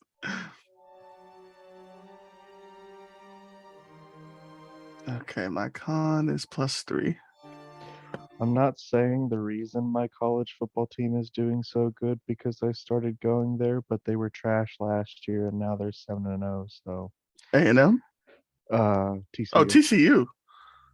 Yeah, man. It's that purple, bro. They're being Beautiful stupid color. good. They beat Kansas. They used Kansas State today, yeah. Yeah, man. Congratulations. You be going to the games? No, I'm always the last couple good ones. Last weekend I had well, going to the games for Saturday nights is usually incompatible with me getting here on time. Got it. Yeah, that makes sense. So if it's earlier in the day, I can go, but if it's like it was today, it just finished an hour ago, so and that's not including trying to leave. Oh no, yeah, you're not getting here ever. I remember trying to leave just UNR games, and that used to take an hour and a half. Yeah. So You if it's guys earlier have in the actual day, football fans. yeah, especially with them doing all right. Dude, college is a bitch though. It's not like difficult, it's just annoying. Yeah, man. They're trying to institute extra structure on you like you're a small child again. It's like, no, go It's away. yeah. I've already done a little bit of this life stuff, so 100%. Man. Like, going back to school after living as a true adult is like, like well that and I kept a part-time position at the public health department where I've been working just because oh, nice. I Yeah. was like 15 hours a week. It's free money basically. But in the weeks before exam weeks, it's like double the shit you have to do at home before the exams. Yep. And it's like I could use those 3 hours back now, please. Do you still have reserve duties or? Yeah, that's what last weekend was. Oh, man. Usually, if I'm rushing to get off, it's because it's a reserve weekend and I have to be there at like 6 a.m. the next morning. Golly. Is that like a 12-hour shift or? No, it's a normal, it's 7 to 4. But to get there on time, I've got to get up at 5 and get dressed and get over there. And That's it's, disgusting. yeah, so it's like 3 jobs, kind of, but Yeah. Yeah, man. More power to you, brother. Mad respect. Hopefully it's a that doesn't lot. last for too much longer. But Yeah, wait, no, how much longer do you have in school? this is my freshman year. Mm, This is 4 my years first fly by semester. like nothing, bro. It's probably gonna be 8. 8 years. You know what? Next thing you know, we'll be on campaign 7. And we'll be good We'll to go. still be playing. What is it? Because it's basically a free doctorate, and it's stupid to turn that down because the post 9/11 that all veterans get, it will pay for my first 4 years. But Texas also has a completely separate program for veterans that's basically the same thing, 4 years of free tuition. Hmm. Just it doesn't provide a housing allowance like the post 9/11 does, but Got it's it. still 4 more years of tuition free education. So it's basically a free doctorate on the table. Nice. So are you going to basically try to go for like graduate level teaching or? You know, 8 years down the road, who knows?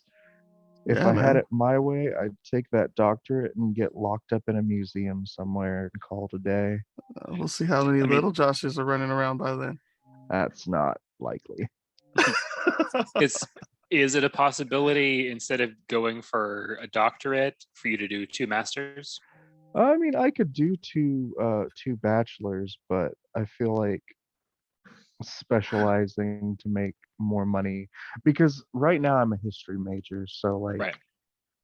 if you're going to be at all competitive in like an actual field where you use a history degree, you're going to want the doctorate. Okay.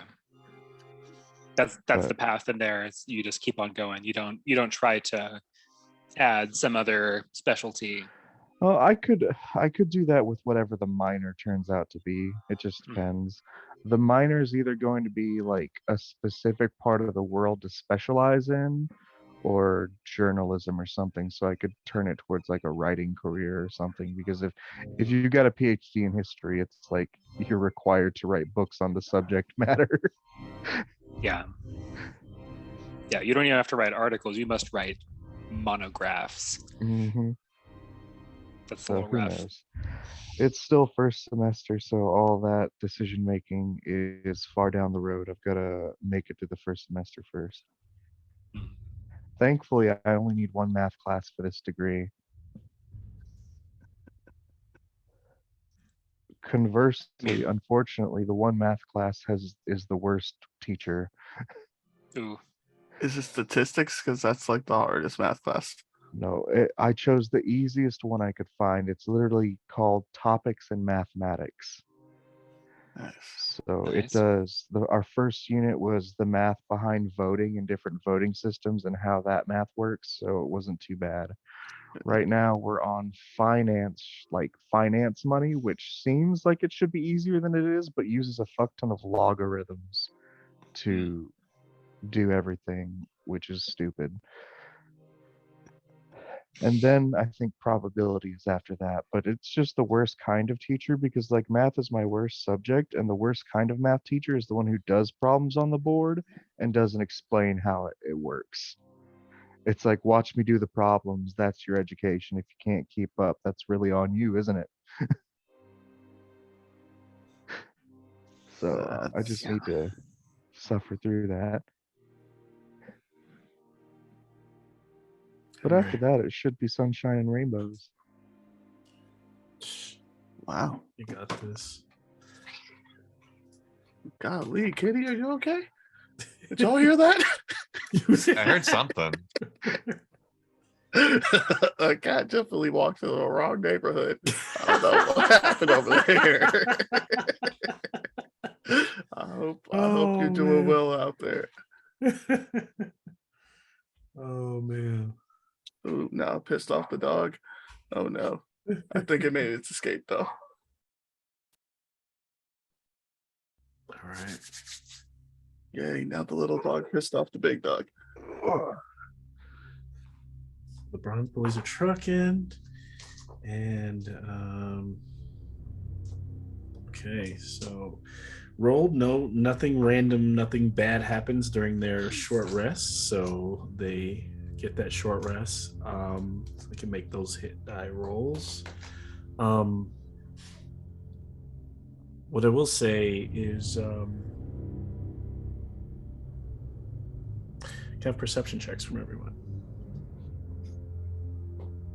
Do we get the bonus from my Sure. dome? What is the bonus from your dome? It is a +5. Because you can see out of the dome, right? So you're Yeah, just it makes okay. things it makes Ooh. things clear for us, but it obscures everything around us. I have now rolled an 11. Thanks for Then your 8. bonus. 22. 27. Oh, Okay. nice. So far what I'm hearing, 22, 27, Persis and Fitz. 23. 23, Proxima. 20. Apo. Very keen on, as if they didn't already begin to understand, but it seems like this space reminds you a lot of, even though it's cold and frigid and different, and the way the bubbling of the magma on the walls, it looks like it served for a short time as a layer. You've seen some clawings on the walls, that it served clearly as a dragon's den. Do the marks, the clawing marks look fresh? And who rolled the highest of you three? Because was it 20? Persis, right? Persis. I think so. 27? Yeah. So 27. Persis, you'll get an inspiration point as you're the one sitting there from the dome, and as you're all talking about this, she's able to cue in on the fact that as you're collecting the gold or in the treasure, on the wall carved before you went in the dome, you noticed that hold on, I want to make sure I get it right. That looks like a claw carved it into that stone. There is like almost like stick figure, crude caveman style, cave wall drawing style, not quite stick, but of a crude cave drawings of a minotaur, 2 small satyrs, and a young boy with a spear, and another boy with a halo, a leonin, and a triton. And then across their heads, a line.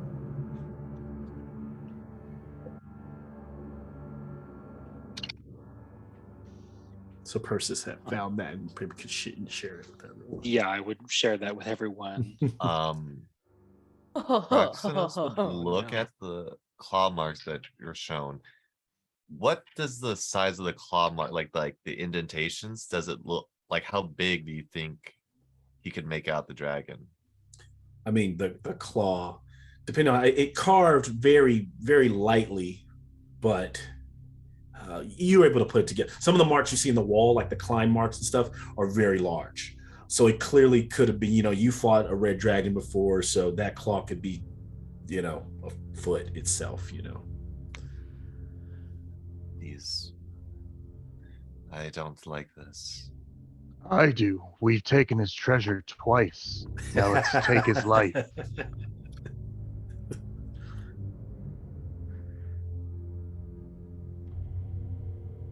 Do you think he's around?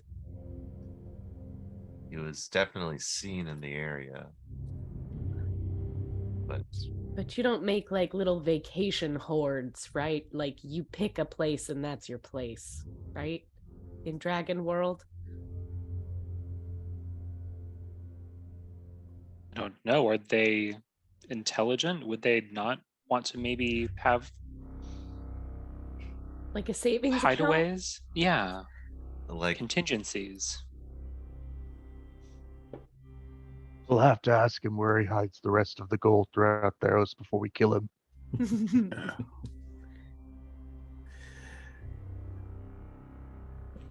And so as that hour goes by, they can continue to roleplay manage as they gather their things, unless you do think they would stay here longer, or do they continue through that doorway, through those halls to... No, after a rest, I Yeah. feel like we'd move on. What do you guys think? Yeah. That's not Apo helped Terry. fight that dragon, right? The first time? Mm-hmm. yes. Yeah, okay, so he's gonna do primeval awareness.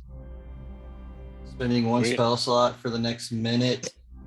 Focuses and he's picking dragons. If there are any dragons within 1 mile of him, he Nice. senses their direction, but not how many or their location. He senses no Oh. dragons anymore. Does he sense the dragon egg? Actually, he would sense Fitz's dragon egg and pick up on it. He knows Fitz has that, so he probably tunes that out, but he does not sense any other dragons within a mile. And so as they travel, these halls are kind of squared, no more than like 7 feet high, 10 feet wide. And as they travel in almost utter darkness, even with their dark vision, what they are able to make up that is on the sides of the walls, it would need some further inspection, but you notice that almost the paneling, there are hieroglyphics, on either side. And just spending even a little time investigating them would reveal that these murals are of humanoids with wings, bowing before what appear to be Afara, Karametra, and Iroas on like this one wall panel. And it looks like the gods are pointing towards another group of humanoids that picks up when you make a right at the next wall. And on that wall, you see those figures, those humanoids, have the bat-like wings, and they look like they're falling out of the Nyx.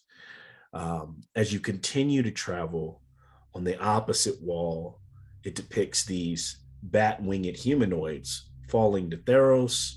It appears that they now look like mortals, and then they're heading towards a mountainscape with a crack in it. And then in the next panel, they appear to be constructing a temple that is under a black sun, and they are all look like their hands up as though worshiping it.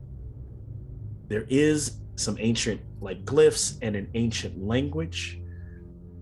Depending on what you all know or read, maybe you're able to make something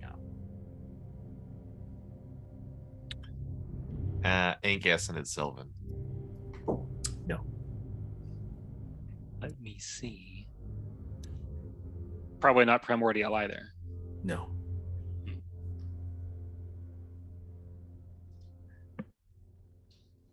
Okay. So it looks like, no one can really read. There's above this black sun, and it's like etched, it's in the that gives off like no light. In terms of the way it's etched or it's carved, it is just an inscription above it. I mean, it's Is there close a to chance it's in 0% chance. Is it Minotaur? It is not Minotaur either. So I doubt it's giant. yeah, not giant either. And so you see these things as you pass through. and imagine you all continue on. Who's your kind of point person who's taking point, like as you move through these halls, or is it like a a squad that's kind of in front, or are you all kind of? It's a 10 How foot wide wide. is- The wide actually once you go where those panels are, the next hall closes in a bit and it becomes 5 feet, right? Kind of closes in a bit. And you're no longer have any more hieroglyphics now. It's just this kind of flagstone or granite hall. If no one's insisting, Proxinos would take the front, and a symbol of the Starry Nix as he casts detect magic. Okay. It's a I'll, cat. I'll scout out.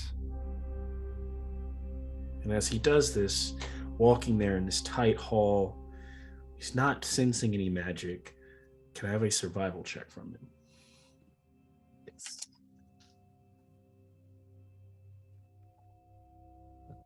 That's out of the tray. 18. All right. So suddenly the ground collapses under Proxinos, under all of your feet, as for the next time you feel like you're falling, but you're not. You actually are sliding. You kind of slip on a slippery ice floor, and as it collapses, you are just being shot through a tunnel at like high speed, curving to the left, and then whipping, curving to the left, and then whipping to the right, and then whipping straight, and then dipping down and like slamming your back against you because you guys tunnel through the ice, and then you see light coming towards you, pushing towards you very, very, very fast, and then poof, you kind of hit a slope, and you're launched into the air. And if you were to look in slow motion, remember that cavernous pit where there was a bridge? You see the bridge above you. You see the column that is attached to it. And there you can see it up like several hundred feet as you look down into darkness. And across from you, a cave with another little slope, hoping that you catch it, that would take you deeper. Can I get a dexterity save from everyone? Taroxys blast the wings as soon as they hit the open air. And Oh boy. he sweeps and grabs Telmoon if that gives either of us a pass or advantage or anything like All right. that. I'll give you advantage dex save because you still got to do like as they open up. I'll give you a dex advantage on your dex save, and then you can aid someone if you succeed, Taroxys, and then you could give them advantage if you succeed. Proxinos will bird. That still gives you still got to make the check because like it's like you doing bird as this happens, but you get advantage. But now Does an we're in 18 Animorph, so it pass? takes 10 minutes. 19. 19. All right. Uh, won't- I, 17. I 17. also rolled a 17. 17. 24 for Apo. All right. 22. 22. All right. For a DC 10, you guys have all succeeded. As you all kind of like, Taroxys is able to bring his wings out, Proxinos is in a change, and you kind of like are able to dive down into further darkness, on this Theros Matterhorn ride that you're whipping now back through. Proxinos trying to keep his wings about him, and you all come smashing down into just a pile of snow, maybe another 100 feet away. You're all safe. There's no damage. Harrowing for the moment. But as you look around, you are now in this dark cavern space. And I imagine that Fitz and Proxinos jump because they see those figures that are all too familiar, as there are statues everywhere. Multiple of them, of those angelic figures that were causing the psychic frazzlement in the valley. Don't touch him! Squawk! Don't touch him! Squawk. And what I would, as you all are kind of dusting the snow off of you, it's part man-made structure, but part the cavern has claimed it once again. And let me share a couple other things that would probably be prevalent to this or important to this moment here. I actually do need a light. If anyone has one, that'd be great. So what you see is the passage, as you come out of that corkscrew, on the floor of this cavern, the ceiling arches over 60 feet, It's bristling with stalactites that drip with water, cold and frigid, and there's uneven, broken floor all around you. And then in between these stalactites and stalagmites, there are several statues of these winged humanoids, and these are all set in poses of suffering and anguish, different from the ones that seem more glorious outside. Some cover their faces, while others claw at them. Others reach towards the ceiling, their faces twisted in expression of longing. You see fear, you see suffering, you see hatred, you see longing. All of them with wings, feathered wings. And I'll turn it back over to you all. Yeah, sensing Taroxys' impending need, and Tillman can't see, but he probably wouldn't have thought of it himself. He will ding his rapier against his metal horn and set that alight. All right. Are the statues all looking at one kind of direction? No, they are They're not. looking everywhere? They're looking kind of everywhere. Each one of them a separate place of like longing or being. If you were to like go up to, not touching one of them, of course, but go near them and look at like where they're looking and then look off to that place, is there anything?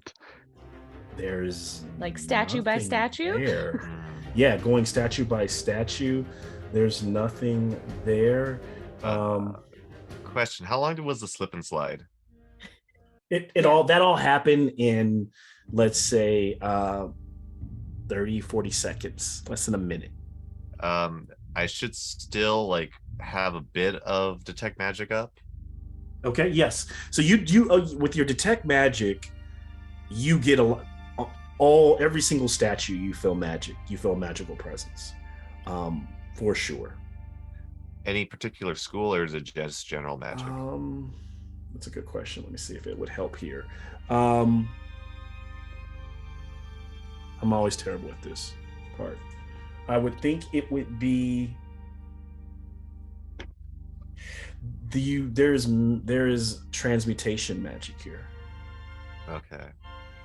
And you can clearly feel like, and I'll give you, since you did cast detect magic, you feel like the statues of these men and women, they're clearly archons.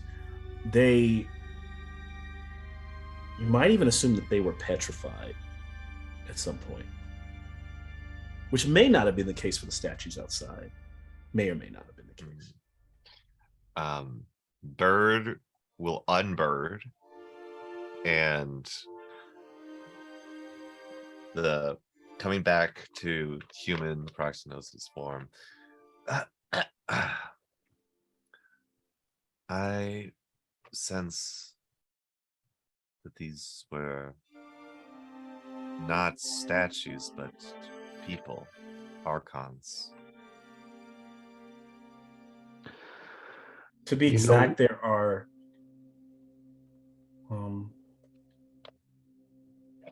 there are 8 of them, to be exact. Okay.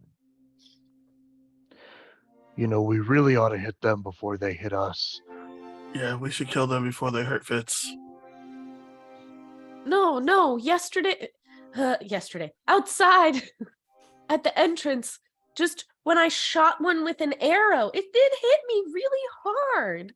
I shot it. It didn't hit me. They just don't like you. What? But maybe we should still be cautious anyway.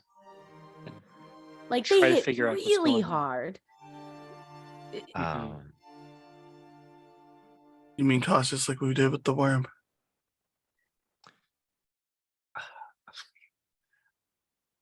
Maybe. That was a little more desperate. We didn't have time to think. If they were petrified, then there's clearly there's magic still in them. And possibly there's something that could petrify us in here. Possibly. Looking over, is there an actual golden kind of structure in the back? There is that. It's not golden, I will say. It's probably like they're more like stone structure, and that structure depicts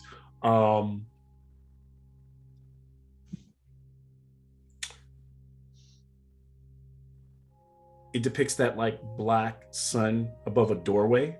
From that, through that doorway, you can see stairs leading up, and under it are what appear to be archons who are carved on there, and they seem to have the similar kind of shapes and faces of the people of those you see in the room, kind of like in anguish at the black sun. Interesting. Is I this not wonder- just their punishment for their hubris? Trying to challenge the gods? What I does the black wonder- sun represent then? That's a good question. I wonder if there's another Gorgon around. We could use another head. I lost the other one in Fitz's bag. Perception check from everyone. Well, if it's in my bag, then it's got to be in there somewhere. Yeah, Tillman's not going to look. He doesn't care. I just start digging in my bag for the Gorgon head. I got a 4. 16. 22. 1. 16, okay. 4, okay. Sorry, it was a 22 for me, and I think Apo had a 21. Yeah. Okay. So both Apple and Persis notice that every statue, like maybe you start to notice it, and then maybe that leads you to notice it on another one and another one. But while they all have feathered wings, at least one of the wings looks, one of the feathers looks loose, like it's stone, but it looks like it can be removed, where it's not carved into, you know, if you depict feathers layered on top of each other, all of them, each statue has a wing where one of the feathers looks like it can actually be like pulled out and held, almost like a, you know, like an item, but it's made of that crystallized stone. They point that out. Yes. I'll just I mean, I could just play Apo and be like, oh, what's this do? Yep, that Yeah. works. If- Oh, it looks like Apo grabbed one. And each statue has like these spotted, like little sparkles from like the mineral deposits, like, you know, in them, from the like the drippings on the ceiling. Apple does what? He'll grab one because that's what Apo would do probably. All right. Is he? And he sounds like he's just grabbing a random one. So can you give me a D8 to see which one you're Sure. actually like grabbing from? That's a 6. All right. So as you grab it, Apo, he automatically knows that this Archon's name was Silnia. And this Archon is covering its eyes with its arm, but appears to be smiling. That weird smile on its face. And as you touch it, I need a wisdom saving throw. God, it's Amber Temple all over. It's not too good. That's 15. Okay. So for a moment, I'll have Apple decide what it is, but nightmarish images flash before him. But as he steps away, he has this feather. But overall, he feels like whatever that moment there that he had does not persist. And he has this feathered stone now in his possession. It doesn't do anything. Nothing happens but he now has it. You know, has one. Does anything happen if he recites the name of the Archon? Does he recite the name of the Archon? He would kind of like probably just once he like touches the feather and it connects, like he knows this Archon's name, he would just say it in kind of confusion almost. Silnia? Like, why would he know that name? Insight check. I'll take a insight. I'll take a it's pretty much, it'd be like a wisdom based history check, but just give me. So just might add his wisdom. Yeah. Okay, that's a 17. Okay. So holding it, with those nightmarish images flashing before him, The last image is a chamber doorway.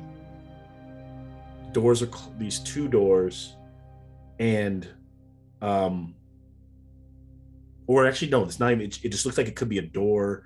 Can't tell if it slides open or slides upward, with strange archon markings on it. But there are 3 slots in the door, almost like keys would go into the door.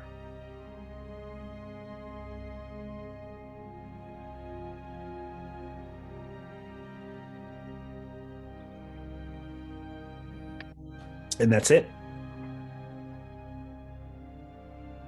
Is Good there any going. outward appearance to what he did?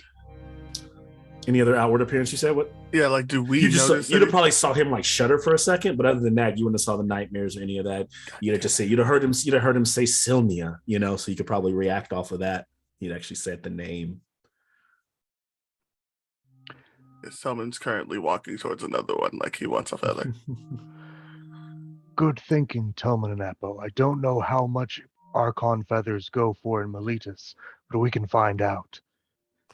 So tell me, you don't have to roll to basically just think of them in like rows of 8. So he went to the 6th one, right? So which one are you approaching? And actually you can pick out a number and I can tell you what they look like before you touch them as well. Yeah, I wanna go after the meanest looking one.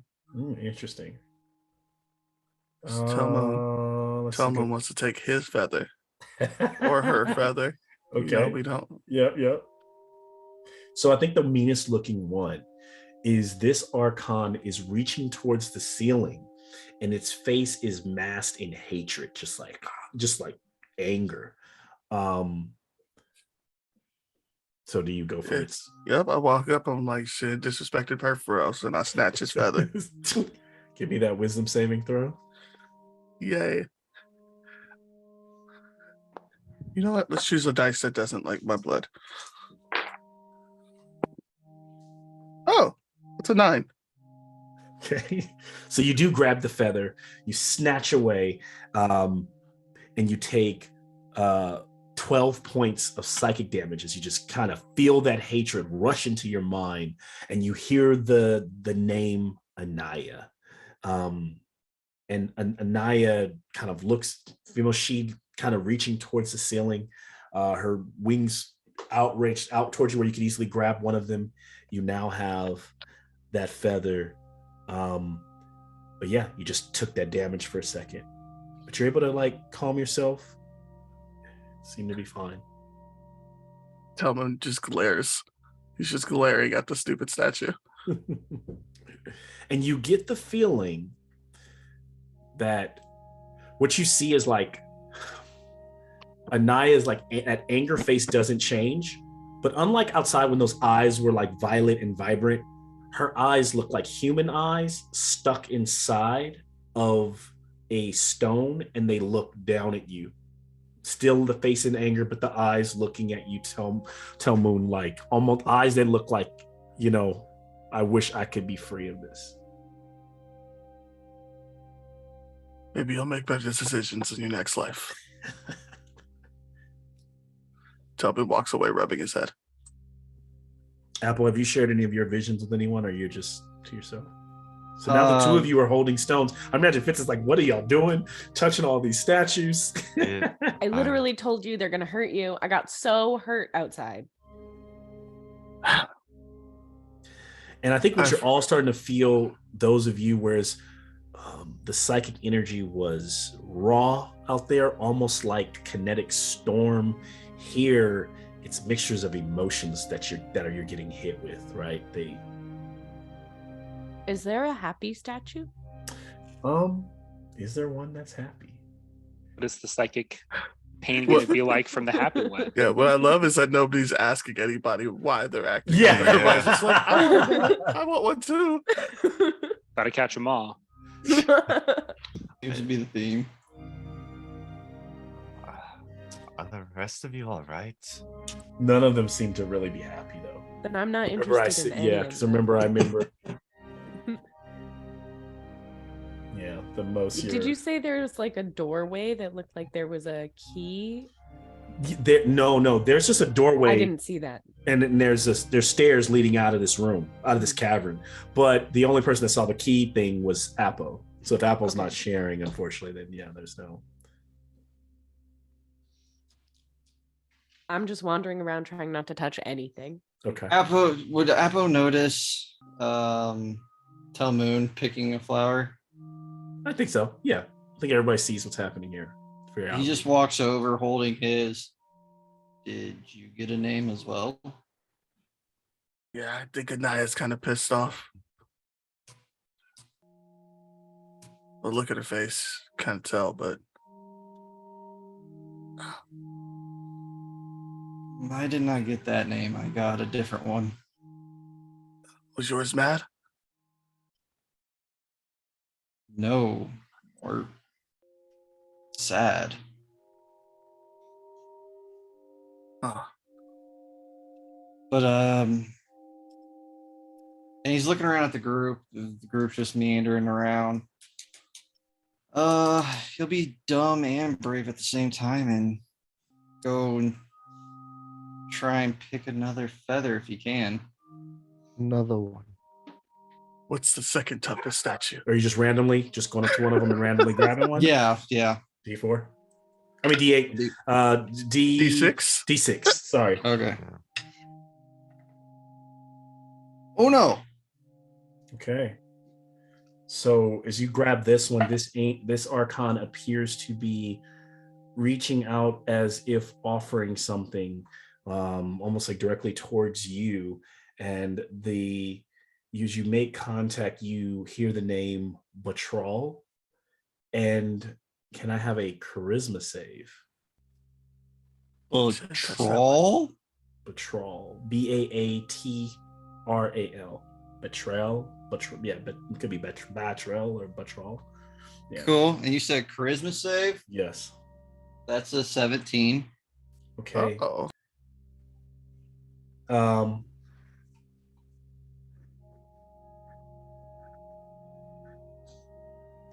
And you start to hear these whispers. Kill them all. They'll turn on you. They will betray you. Help me, follow me. And you slowly begin to turn. Claws begin to come out as the closest person is Telmoon, reaching out to claw at him, and he catches himself. Woo! He has he holding the feather in one hand, claw suddenly with his jaws open and his claw ready to strike, realizing that no, that's foolishness that this creature clearly speaks, that he doesn't have to follow. Tillman's not paying attention as he's slowly reaching for number 2 because he's right next to number 1. So you now have 3 of them. Yeah, I mean, He's going for another one? If he's saying nothing For number 2, in that moment, I'm reaching for number 2. He catch himself with his claws like heading towards Telmoon's like back of his neck and yell out, "Don't!" Telmoon, do you grab it now? Don't who? And he retracts the claws. Not all are nice or helpful. Some, at least this one, wanted me to hurt you all. Huh. Anaya just made my head hurt. But he did have a different name. What was I it? kind of don't want to say. I don't know what happened, but if he knows the name, does he know how to spell the name? Yes. Yeah, he'll just like spell it out on the ground. Maybe one of these have the answer we need. So Naya showed me a doorway with 3 holes in it, and I don't know, maybe is there any differentiation of the 2 feathers that Appo has? Like any minor small detail? They actually all look the same. Okay. And I don't know if the feathers are a key or a way to get to the keys. There's a door somewhere around here with 3 locks. So you're saying we only need 3?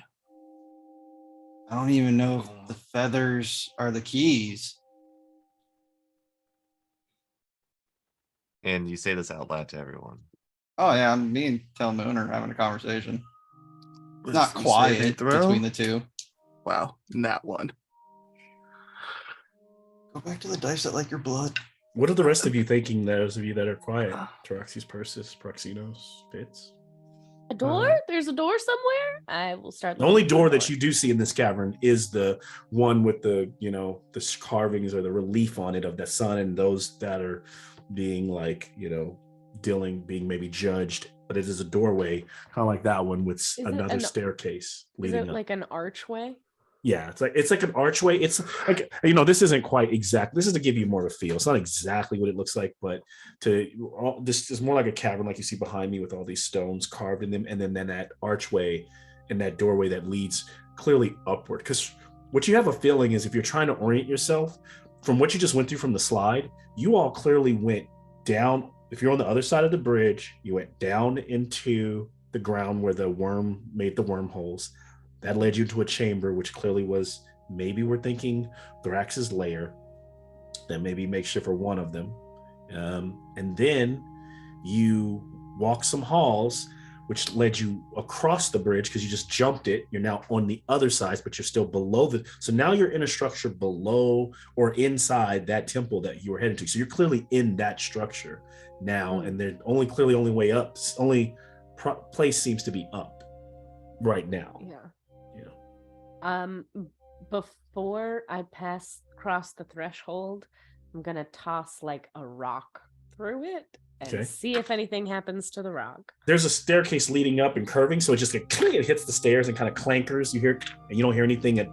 Nothing moves, and it kind of rolls back down. I'm gonna check out over here. Give me a.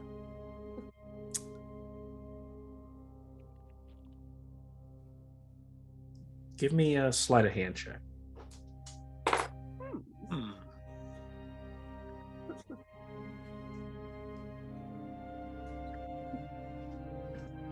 I rolled a 2. Okay. But I have plus 11. Okay. So 13? 13. So clink, clink, clink, clink, clink, makes much noise. Suddenly from up the stairs, maybe could be a floor or two above, you hear a faint. Hello? Is someone there? Show yourself. Please, help me.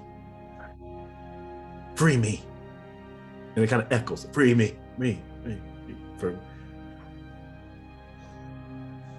Please come here. Come out of the darkness. Yes. I just turn around and look at everyone and go, Roxy's vociferously just shakes his head.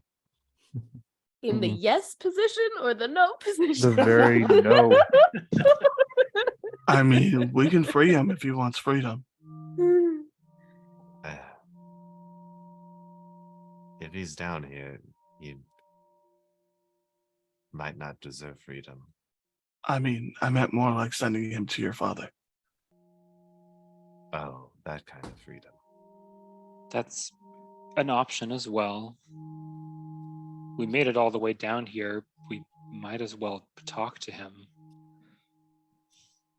I mean, it can't be as dangerous. I was considering trying to talk to one of these statues, but that one that looked at you, Telmoon, I don't think has anything useful to say to us. No, Anaya's is angry, but I was wondering what this one looks like. Maybe this one will be helpful. When you say that. And he's kind of reaching towards the one for 2. He's not actually grabbing it because Perseus might tell him not to. That Archon is pointing at a spot on the cavern wall, and its mouth is open in horror. It's just like, might be beneficial to know what it's afraid of. What Can we see anything on the wall? Nothing on the wall. Like it almost seems like wherever they're pointing, there never seems to be anything where they're actually looking. Like when Fitz was trying to like find something interesting, it almost feels like they're kind of trapped in a moment in time. Maybe even like maybe there was something horrific that this Archon saw, but maybe it's seeing it over and over again, but you don't see it. Should I see if I can find out? Why don't we take a step back from Telmoon and then see? Yes, take a step back. I don't want to stab you guys. I know what you're doing down there. If you're those Archons will lead you to ruin. I can help you. Insight check. Yeah, let's just listen to the stranger's voice. Someone is going to deliberately disobey the And stranger. you get the What is this feeling that nonsense? whoever the stranger is, it's not like a disembodied voice. It's a voice They're up coming the from the stairs. floor up the stairs. yeah. It's that null that we let go I earlier. think Fitz is slowly creeping up the stairs Okay. while everyone's dealing with Telmoon. 23. Okay. You're not hearing any particular cracks or cues in the voice that make you think it's necessarily lying. I'm sure you're still kind of on defense, but could be worth checking out. It's Proxinos, you get the feeling that so far every one of these Archons that you've touched has literally provided this stone feather, sparkly kind of stone feather, and nothing but feeling or emotion. There hasn't been any really way to communicate with them or talk to them. And Fitz, as you creep those stairs, you find yourself kind of out of sight, this dark chamber. It's a round chamber, maybe 40 feet by 40 feet. It's domed up about 40 feet. In the middle of the room, there is about a 20-foot radius, 20-foot radius, like circle. Actually, Fitz is dark vision, right? But not just her dark. No. I don't think.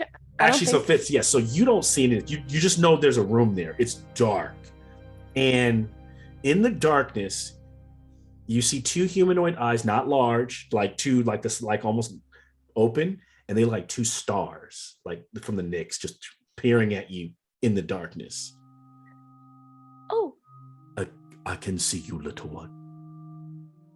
I can't see anything. It is okay. I will not hurt you. Who are you?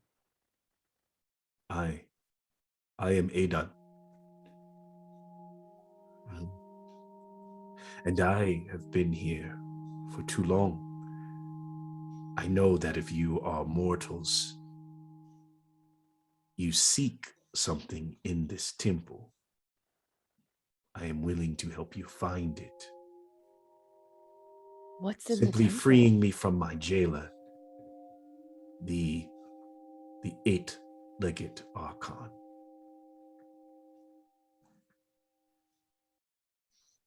I'm going to pull like one of the copper pieces out from the bag of holding and cast light on it, kind of flip it so that it lands a little further in the room.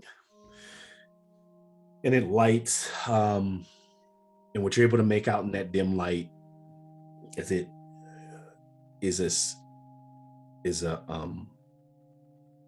seems to be, as it skitters across the ground, it seems to be chalk. And as it enters the chalk, suddenly the chalk flares, like almost like almost like a powder that is flammable, and then can create this kind of glyph, this almost pentagram type glyph as it lights up. Now your little coin is lit, and then there's this red hue bathing this domed space. There are doors on to the left and to the right of the room, and then in the middle there is this large, sitting on his knees, this humanoid figure. Looks like a man, bald head, very strong features, strong body. His wings are coiled in his back. One wing is leathery and bat-like, and the other is black and feathery, like a raven. And he has those light eyes. He looks up, bald, like strong, like say charcoal skin, very dark. And you can tell that the fire around the glyphs, as he stands up, he gets close, he looks at you, and he's now like 8 feet tall, but he can't cross the barrier of the chalk. Oh. Clearly an Archon. You can tell that this is his prison. You look like the statues out front. Yes. They are images of my kind. Where do you come from?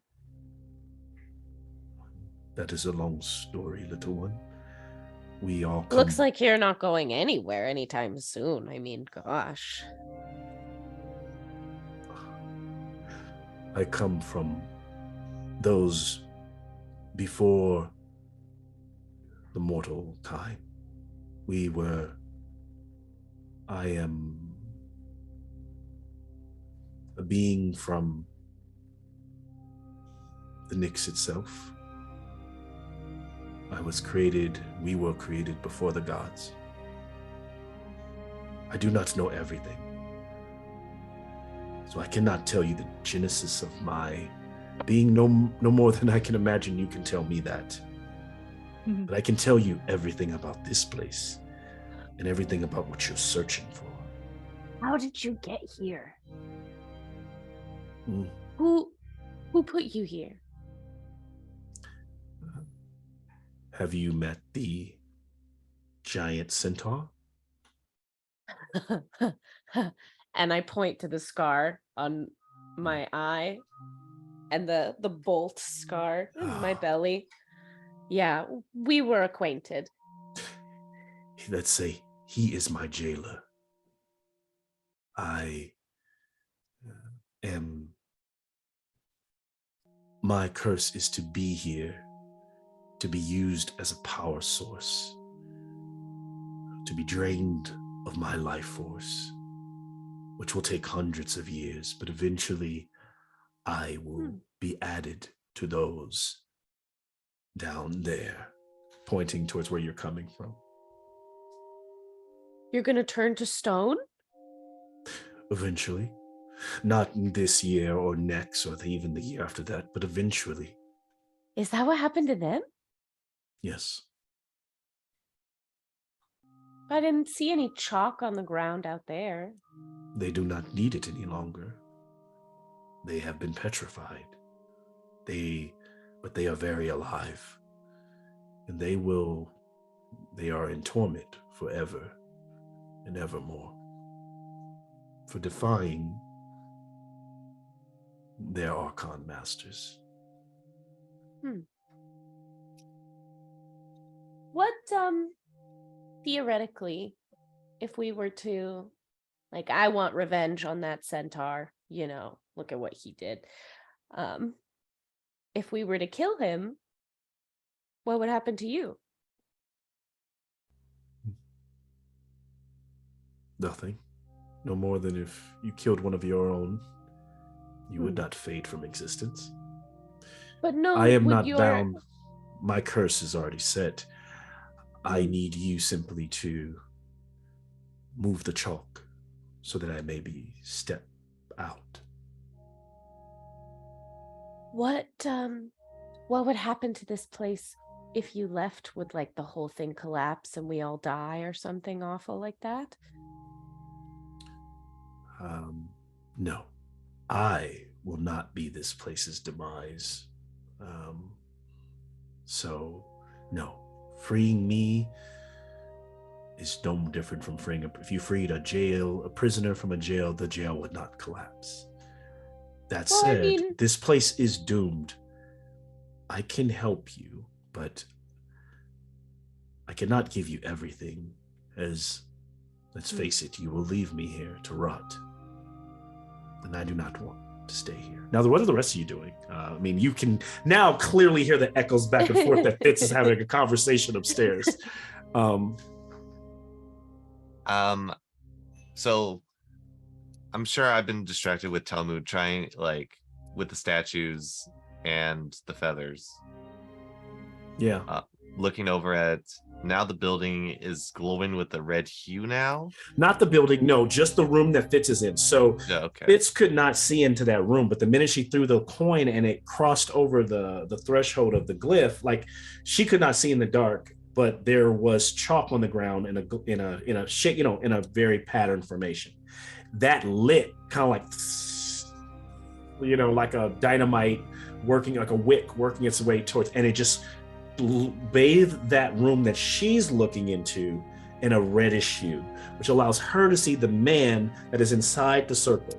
The rest of you are still downstairs with the rest of the stone archons that aren't doing anything but, reaching towards the ceiling, covering their eyes, horror, anger, so forth. Taroxys looks around. Whose job was it to watch Fitz today? I left her with Proxino, so I don't know.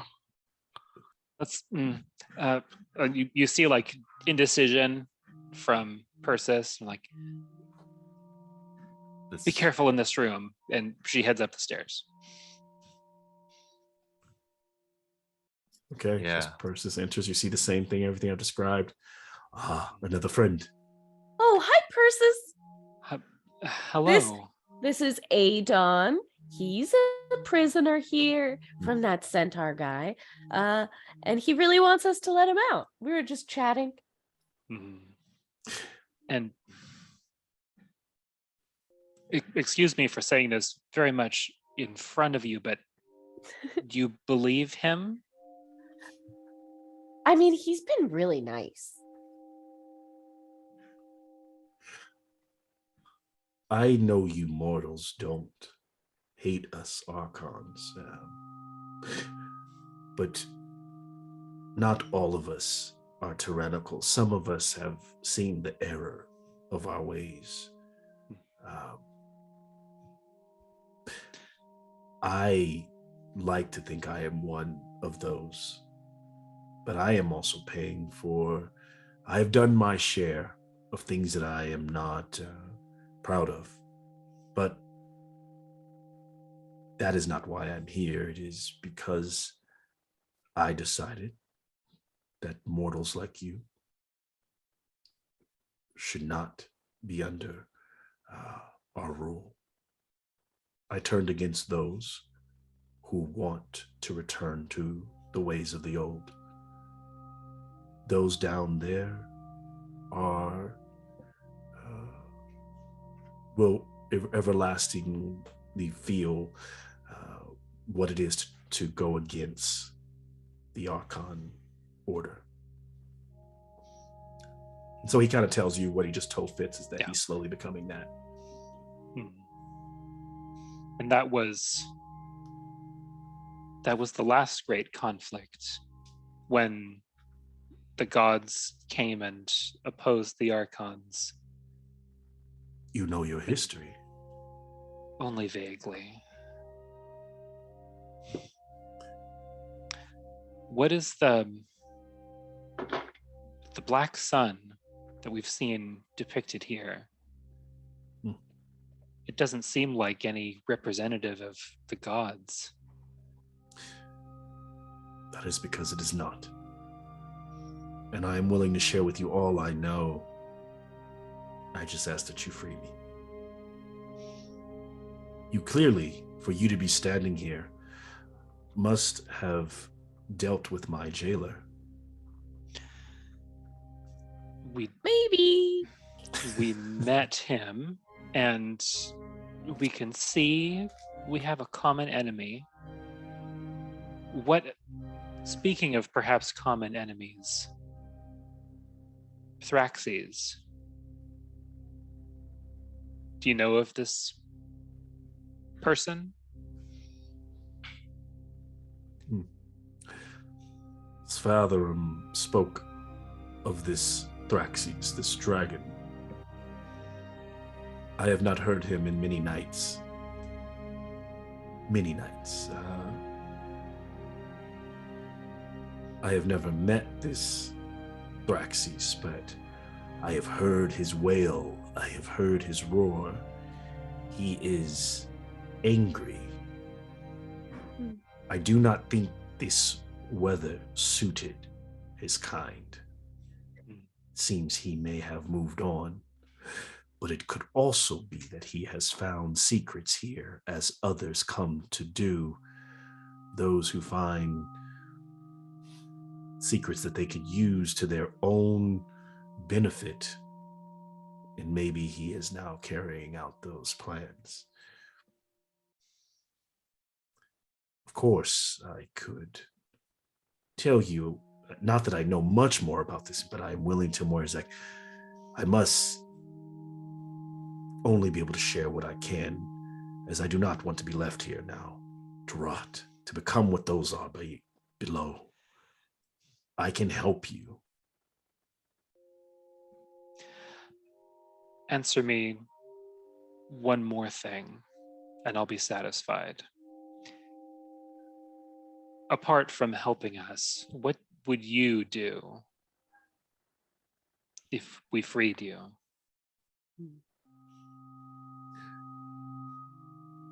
I simply want to move among the Knicks and find maybe my own corner of the sky away from gods and mortals alike. Would you like guide us through the rest of this temple?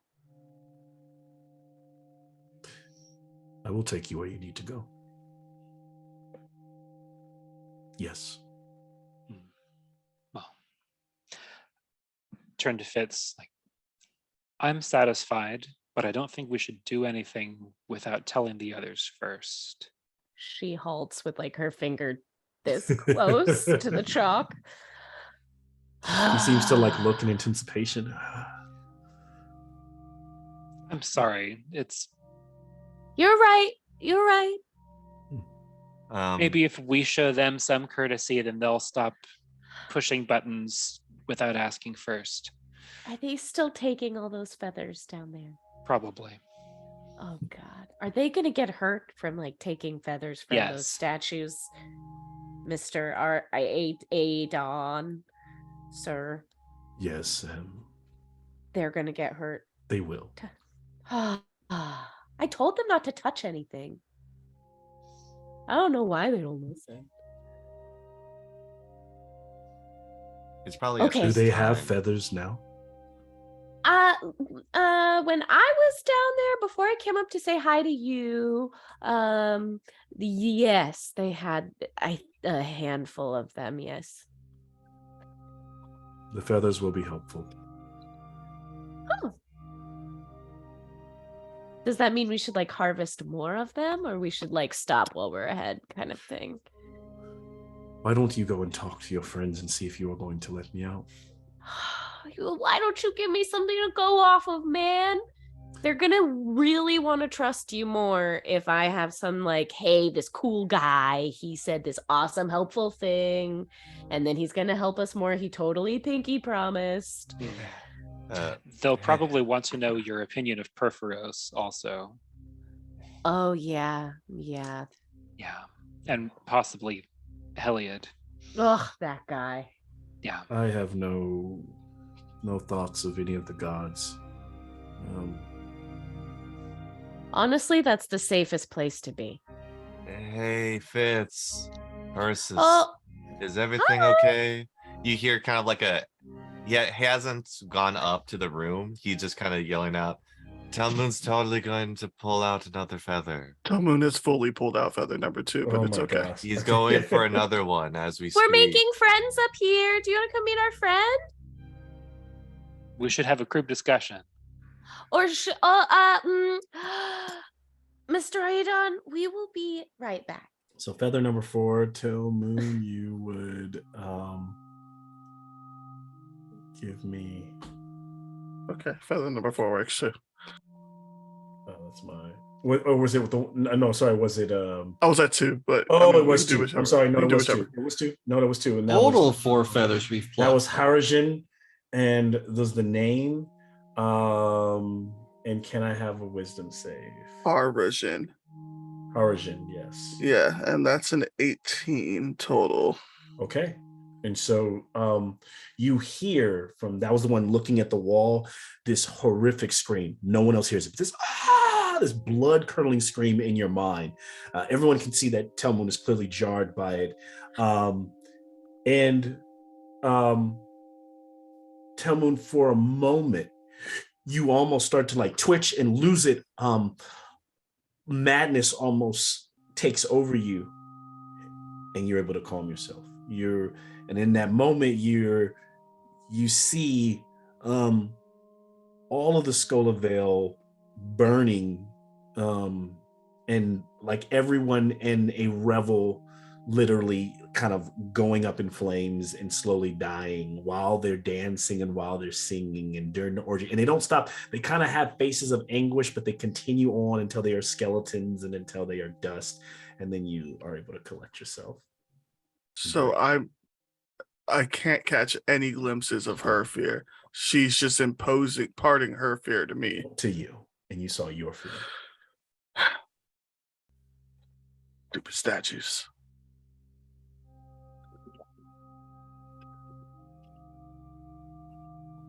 What name did you get this time? Origin. She's just scared. She doesn't say anything. And so now you have 4 feathers. Hi guys. You came down here? Yeah. I called them In back. the last. Yeah. Yeah. It's only Telmoon- one floor, so it's like, Moon waves with the feathers. Oh, I made a new friend upstairs, and he did say that those would be helpful. So pick the rest of them then. Do you Telmoon starts walking to 3. are you feeling fine, Telmoon?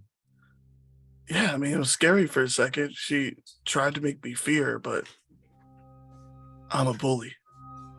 That won't last long. I'm a bully. Yeah. The only time that phrase is acceptable. But also, Fitz, what eldritch horror have you found this week? Ooh, you guys, I made a new friend. He's an Archon. He looks super creepy. He's got like one big bat wing and one big like raven wing, and he's kind of been imprisoned by the centaur guy that we just took out, which is awesome. But he kind of wants us to free him. Wouldn't that he be great? was so evil that the evil people also didn't like him. Maybe he was so good that the evil people didn't like him. Did you ask him what he did to be imprisoned? You know, I did, and I don't know if I really got an answer. Yeah, this is true. I mean, we He's saw really a in it. good Archon before. Its wings were white, but it also tried to kill us immediately. Yeah, I was about to say our track record with those guys aren't great. To He be said fair, he would help us through the whole rest of this place. Did he pinky promise? You know, I really wanted him to, but he's in this like confinement, and I don't think we can really interact. You Do know, we need Apple. help? Good. I was going to say, you know, Apple, when you think about it, our former actions with Archons is actually really good if we're counting how many we've killed. That's a net positive. Good trend. So worst So I comes guess- to worst, we'll just kill this one too. Or he might be helpful. Yeah. It's hard to tell. Like he could just be really charming and charismatic. And Yeah. could just totally be awful once he's free. I don't know. He But Persis did mentioned say I should talk to you guys all before I just break the chalk. Yeah. I'm glad Yeah. that you did. he mentioned having defied the other archons. So that I think that was the nature of his punishment. Yeah, he said he didn't want to rule over the humans. So you're saying that he didn't do anything bad ever, so they No. imprisoned him? No. just that Um, he didn't agree with archons ruling over humans. mhm. Well, Tillman, get the rest of those feathers and then we'll go talk about it with him. Okay. Talon starts walking towards. I got a question. Which ones haven't we taken? Can I? Okay, can I have an insight check from advantage insight check from Apple? Because you can keep taking them, but can I have an advantage? Advantage. Okay, there's only one number better than that, and I didn't roll it. So that's a 30-20. Okay. No, sorry. Yeah, So 30. Apple, I think somewhat kind of related to your vision, you know you don't need all the feathers. We already have half of them. Does Telmoon still want to take the other 4? I was told to take them all. They seemed That's not a important. one thing at this point. I mean, it would be nice if my My party friend wasn't just staring Adon at me. said that they would be helpful. So Oh, Telmoon, Apple's gonna go grab the other Telmoon, one. can I too. have a disadvantage wisdom save for taking the other 4 instead of us going down the list? Kind of hoping that someone else. See, there was a charisma Apple save. will take there the was a other two. There was a charisma save one time. That was a nice This one. is Can just we a do that? wisdom save. Nope. I mean, this is the plan.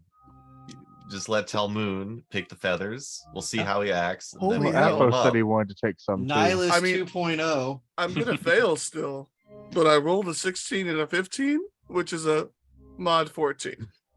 Okay. What I can tell you is that you meet Zarad. This Archon claws at its eyes, and its face appears to be torn and rent. And when you make contact, you are allowed to ask a single question concerning a specific goal, event, activity to occur within 7 days, and it will reply honestly. Holy hell, you shouldn't have sent the stupid one. Telmoon gets a question about the future of The in next 7 days. Yep. Is Adon good? That's, I mean, that question works. Is Adon Well- good? Is Will that- Adon force us to have to kill him? It responds, clawing at its face. Adon wants freedom like us. He does not want death of any type.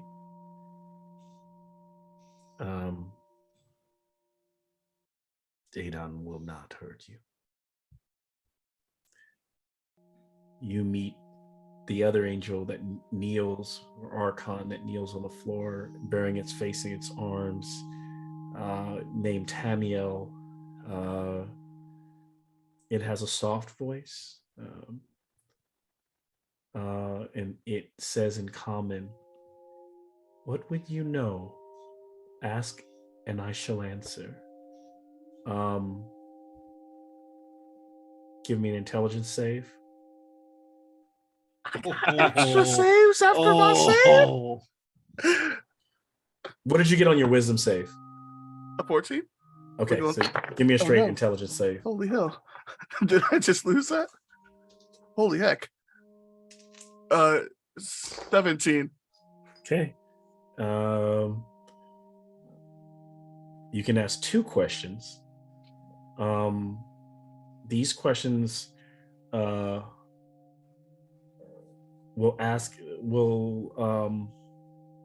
just ask you questions that will try to respond as though this was contact other plane.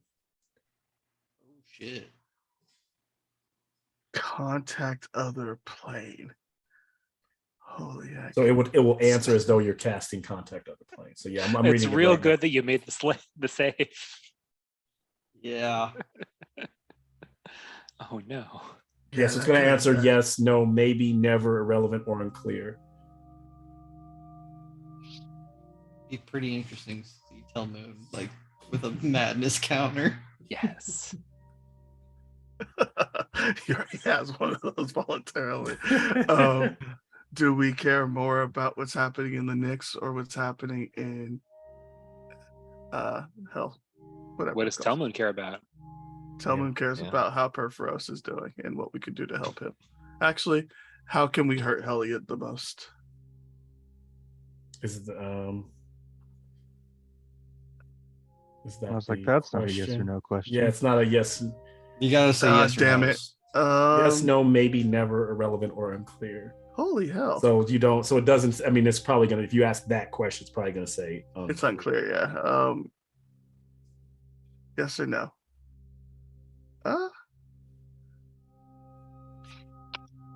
I'm at a loss, guys. I'm trying to be useful for us. You guys can help weigh Telmoon- in. I mean, I guess if you want on this. Telmoon would probably just ask, if Perforos is winning the war? And I mean, we kind of know. We don't know. We have a good we don't know. indication of that correct, from the sky. which is Is why that I what don't you're want to burn asking? it. That's why I don't want to burn the question. Always ask where that dragon is if it's nearby or something. Is That's not a yes or Thraxes no coming That's back? this plane. Yeah, is if we Can You I don't ask have to questions ask a about question. this plane?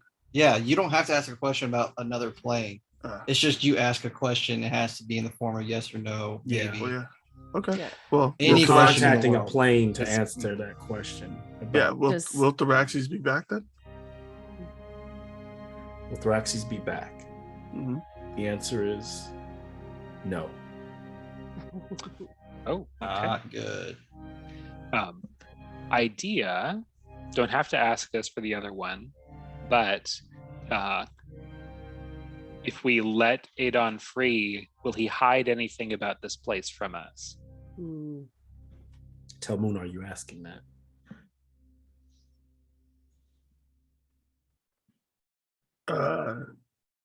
Yeah, I care if he's honest and trustworthy. The answer is no.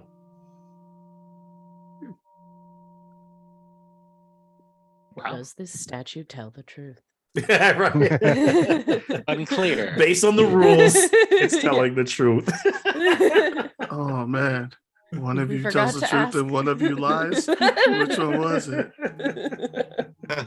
Stupid Tamiel. Okay, so we got. Is it one? then, is it two more? That's it. So you asked two That's it. questions, and then Oh, yeah, so you met that's Zara, Tamiel, and then there Well, it's- was. I'm going through the rest of them. Literally, the next angel, Nemavon, holds its hands to its face, concealing its visage. Upon making contact, you hear a soft voice repeating two words over and over in a celestial language. And because when you touch these creatures, you're able to understand, not that you suddenly understand celestial, but you know the Archon is saying, kill me, kill me, kill me, over and over. And though you have no obvious way of doing so, you just keep hearing the voice that over and over until you stop touching it. So once you have it's kind of fades once you have. So I have 1, uh, 2, 3, 4, 5. Yeah, that's it. That's everybody. Laura Belli, Or no? Laura Bellios was the last. I need to have one. 6. Holy hell! You said you were going to take all the rest. Yeah, so yeah, yeah. You know, I But thought the angel I thought the that party took more. stands Yep. feet apart, its head I is took 2. downcast, and its What was arms its at name? its side. Laura Bellios, and it has a soft voice that speaks in common, and it just says, "Do not lose hope." And your next wisdom save is made at an advantage. Like And the because you one grabbed that's all of forcing on them, me? your first wisdom save was to see if you took a bunch of psychic damage, but you did not. So, like, there's a wisdom save that needs to happen right now. Or No, my just next like future? your next future wisdom save, if you can remember, will be advantage. But My now minus one is you all negated. have 8 feathers, 8 stone feathers. I don't know if you guys care about this, but Laura Bellios seems to be nice. And this one right here, Nernavon wants to die. Oh, Okay. Taroxys, you're in charge. The rest of you, apparently our new friend is not going to lie to us, and he doesn't want to fight. So I guess you can let him run away after he helps us. Mhm. But Do make you- it, yeah. Helmut, And- do you want me to take like 10 minutes and look at those feathers and see if there's anything weird about them? Maybe like Other than the identify them? obvious. They came from tortured statue souls, so I don't know if they're going to be normal, but I will hold forward my fucking 6 feathers. Do you want to add Are you your using other There was- two identify? to my There was hand? one that you said was nice, right? Mm-hmm. Can I identify her feather? Laura Bellios, the one Like I a nice one? definitely was never going to be able to spell. You may, you may. I will hand over Laura Bellios's feather. I'm not gonna fully take it. I'm just gonna touch it with Okay. one finger. Nothing happens. Okay. And I identify it. And what you realize is that the feather is a key to the upper chamber. Oh, it's a key. A Right. chamber somewhere up there. We should find the 8 doors that need to be unlocked. Yes. Do you guys want to meet my friend? Are we killing something? Are you gonna kill this one, Taroxys?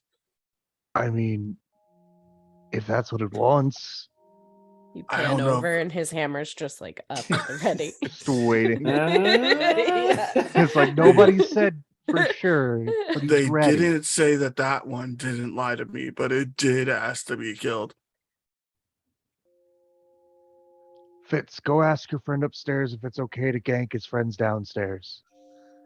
All of them, just the That- one that asked. Okay, just the one that asked, one. I guess. I'm just gonna cast sending. Or Okay. not sending message. And be Nernavon like, wants to die. Is it okay? there's one of these. Hi, it's the hi from before. There's one of these that wants to die. Is that okay? Can we smash it? Is that bad? Or Nebavon? She wants to die, yes. Do what you will with the stone. Unfortunately, it will make no difference. Oh, Her fate is sealed. I am sorry. oh, that is so sad. He You said her can- you fate can is break it. sealed and we could break it if we want, but it really The doesn't second change she anything. says she wants Just, Bow! Just shatter little sparkly bits of stone, splash across the ground and skip. And as Taroxys makes contact, the Archon is decimated. And he can hear in his kill me, kill me, kill me. As though it changed to nothing. If so, the ceiling permeates even if the statue is blown to bits. Yes. Well, let's take this negative energy train upstairs. Wait, So- Hopefully, let me but there- try something. Proxenos leans down to the broken pieces of what's left of the statue. Okay. And this is such a dumb move, but he tries to give this Archon a resting and casts Dispel Magic on it. Okay. What do you cast with? What's your stat that you cast with? Wisdom, and this is actually a small prayer to Erebos to send this one to the underworld. And I have a disadvantaged wisdom save.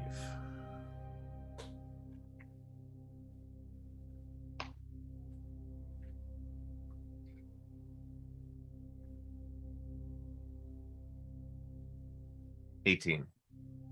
Okay.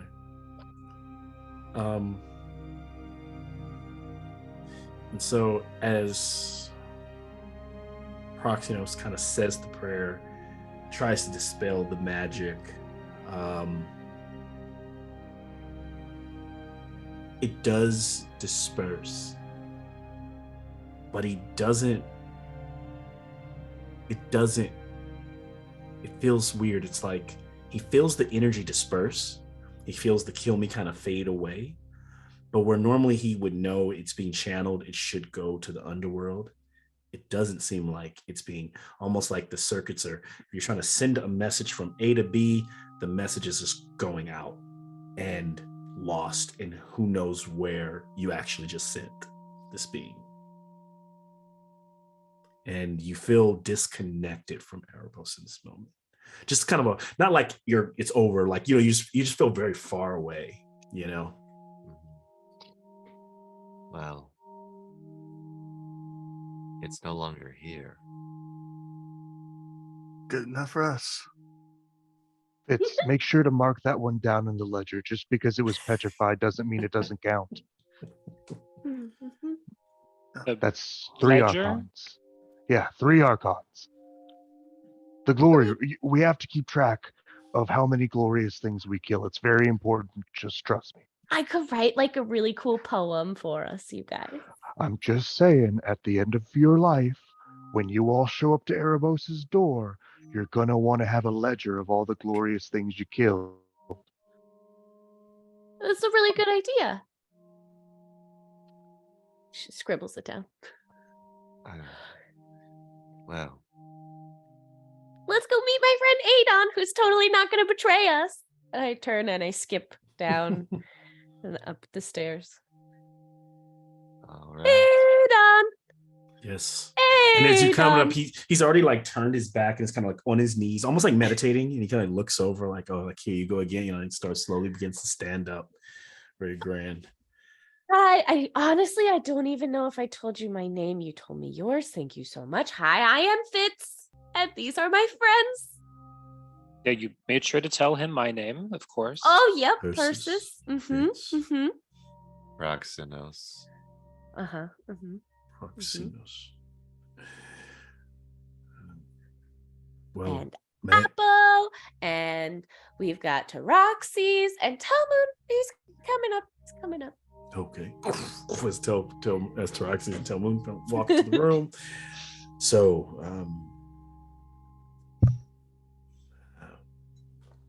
and are you going? It's okay if you're not going to let me out. It is fine.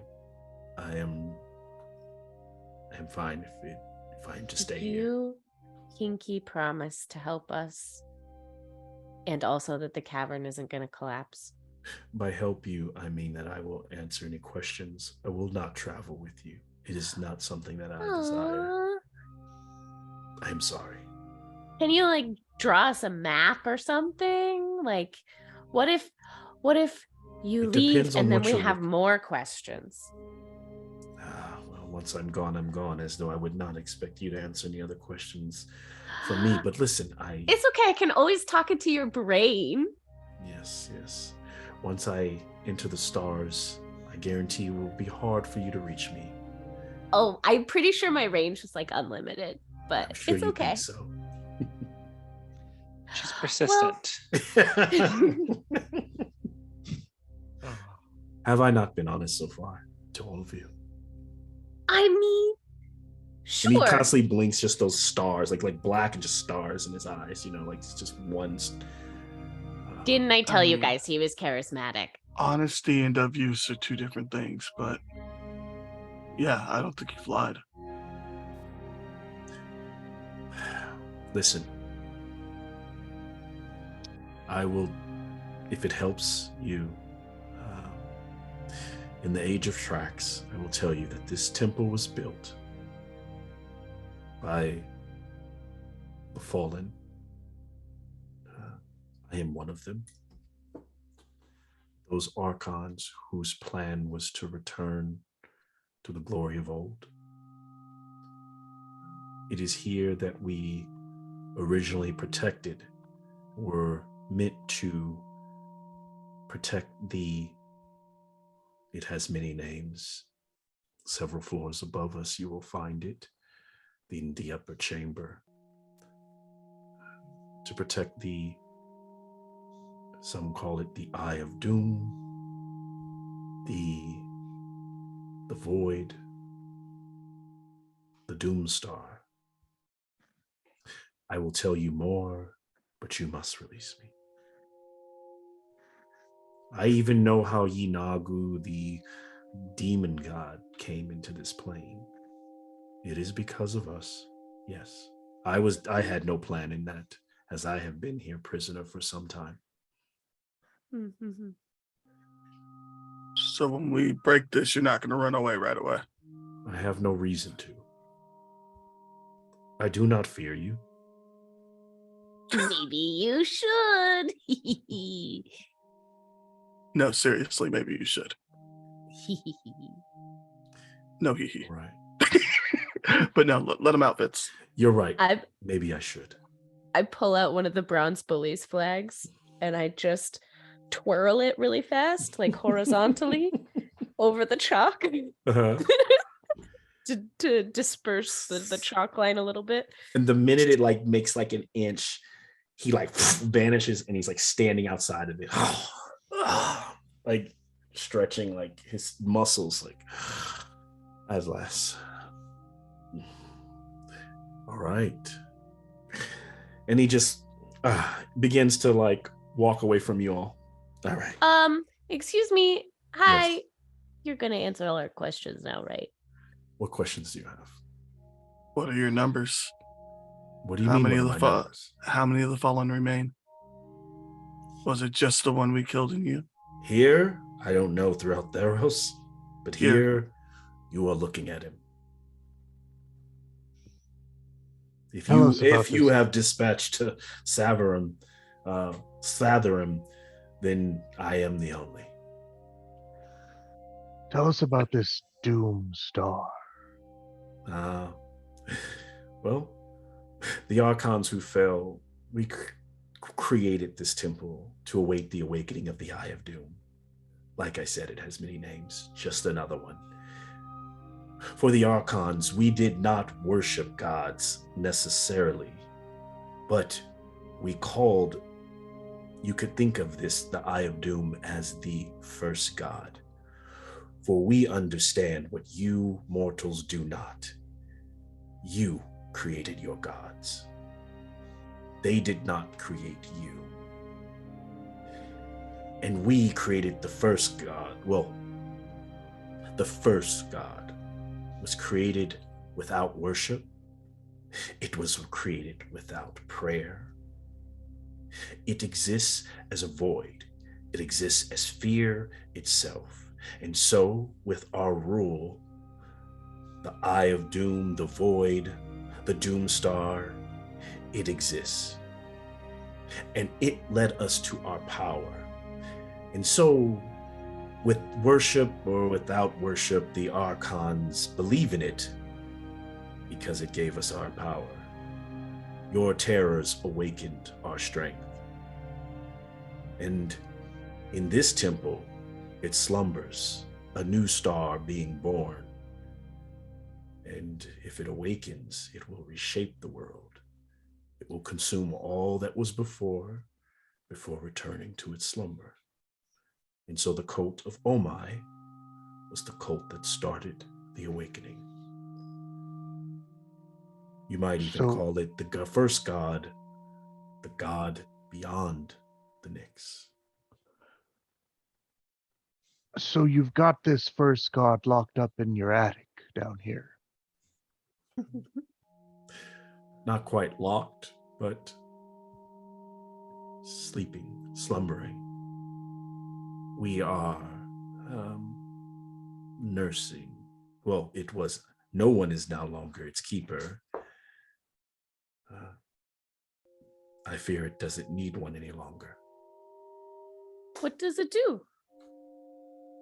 It does many things. Because it sleeps, it dreams. And because it dreams, it creates monsters to terrorize Theros. It brings its unconscious into the awakening material plane. That's where Yunagu came from, I'm guessing. Yes, but he was actually channeled by another cult known as the Omicidio clan. They had rituals here to think of it as channeling the slumber of the Eye of Doom to bring an avatar into existence that they wanted. And so they got Yunagu. Does it only make bad things or does it make good things too? It can, but good and bad are in the eye of the beholder, and I would say for most of you mortals, you would probably perceive what most it makes to be bad things. And can we So how do we kill it? wake it up? Yeah. Yeah, what can be done about it? Unfortunately, even I don't know that answer. If you all said I should be scared of you, then maybe you just are the mortals who can kill it. You are this is the age of heroes, and you clearly seem to have the arrogance of heroes. Oh, You said I think- before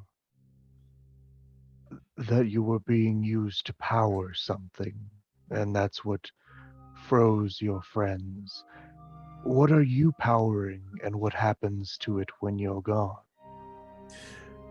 Well, I no more of my essence is going to the Eye of Doom. No more am I becoming petrified. So hopefully you freeing me is enough to hold it off from awakening further.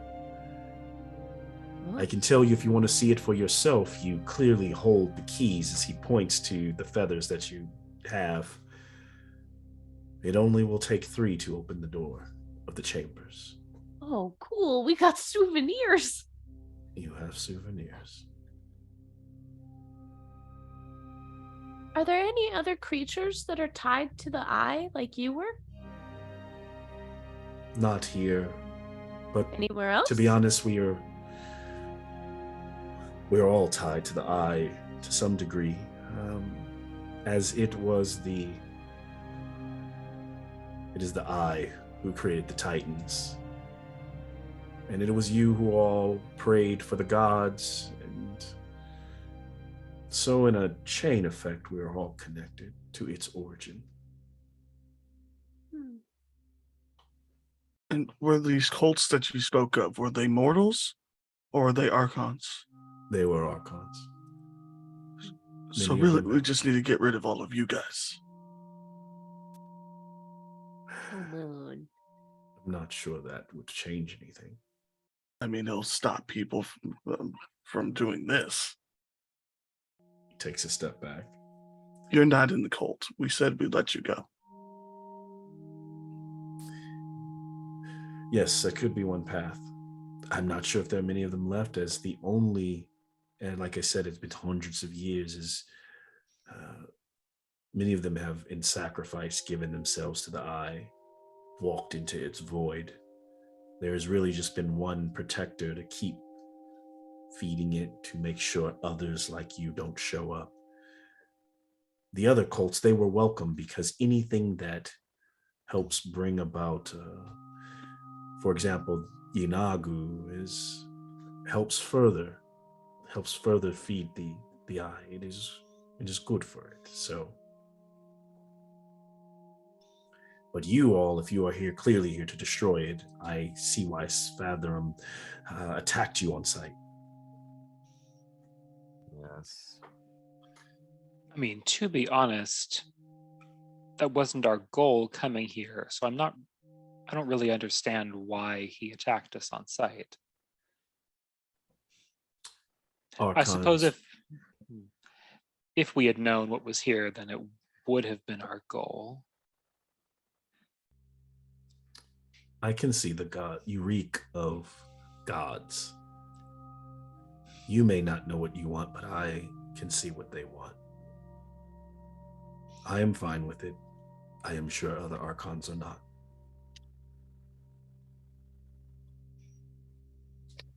Is And- there like a way to destroy this eye? Or it's just like a thing that exists forever? Nothing is forever. Maybe even if it is, it changes. Unfortunately, I think that is for you to find out. I am no god myself, so I do not know.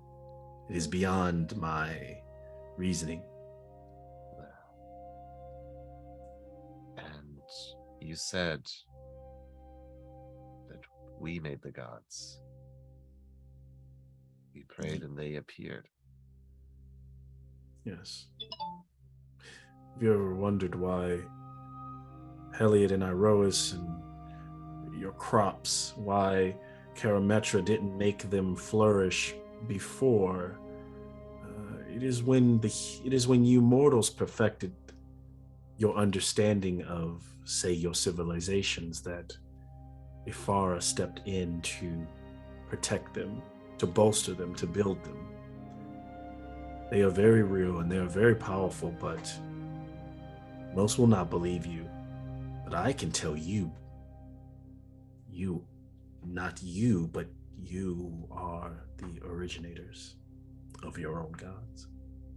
And even your gods will never believe this to be so.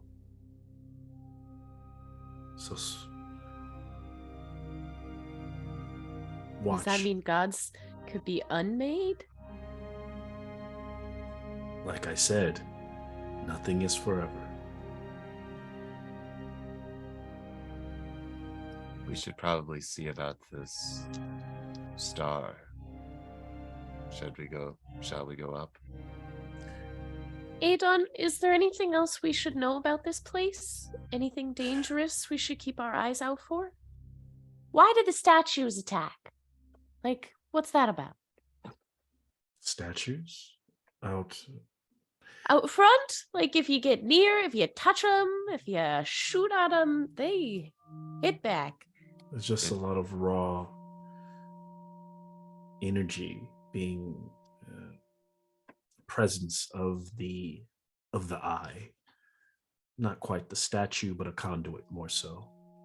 So as we get closer to it, is it going to be like more of that? It's often quite peaceful. I have seen it. It is just a void. It is something to behold. You can see for yourself if you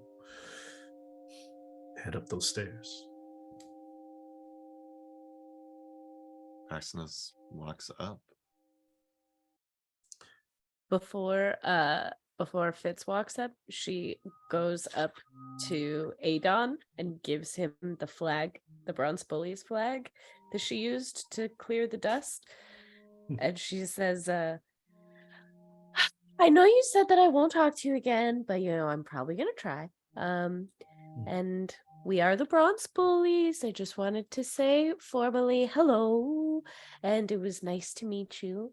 And I hope you have a very fun, peaceful, joyful life out wherever on earth you think that I can't talk to in your brain. I hope the same. As he looks at your stick with a little flag on it, not seeming to know what to do with it.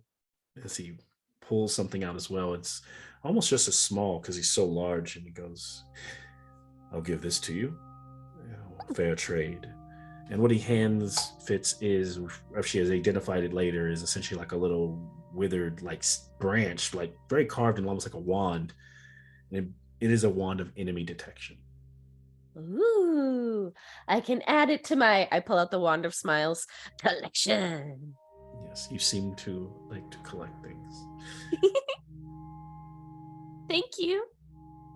Thank you.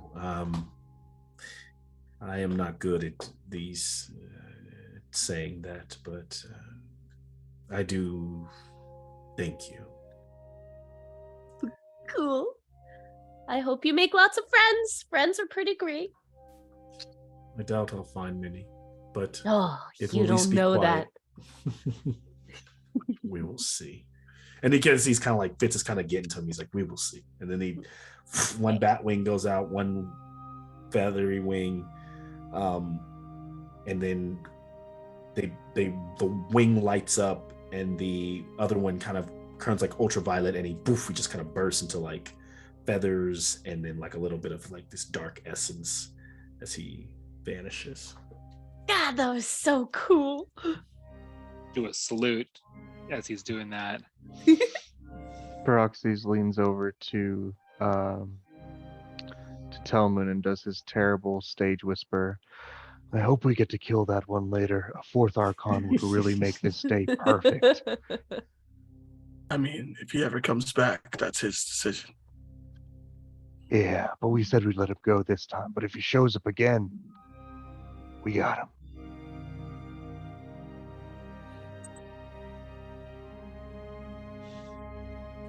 And so Proximus is already heading up these stairs, and he finds himself in this like grand, this archway, this huge stone door.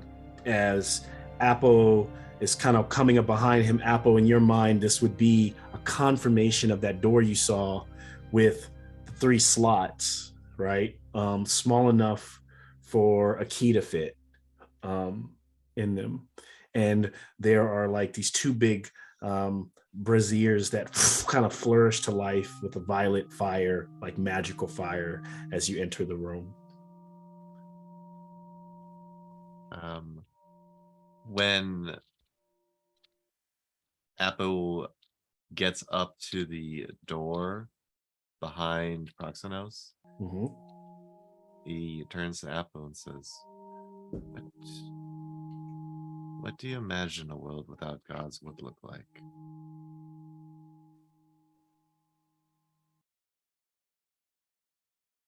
Why are y'all giving me RP session character?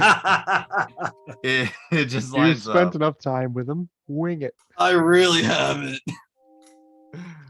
The dude used to be like all about Erebos. Now he's not so much. God, that's why I wish I was still let up. I imagine that it'd be well, very much like my home.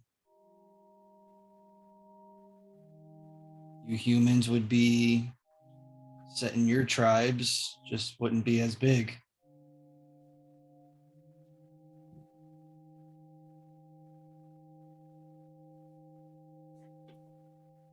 I see. Appo's going to hand over one of the feathers. You just need one more, so we just gotta wait. Takes one of the feathers.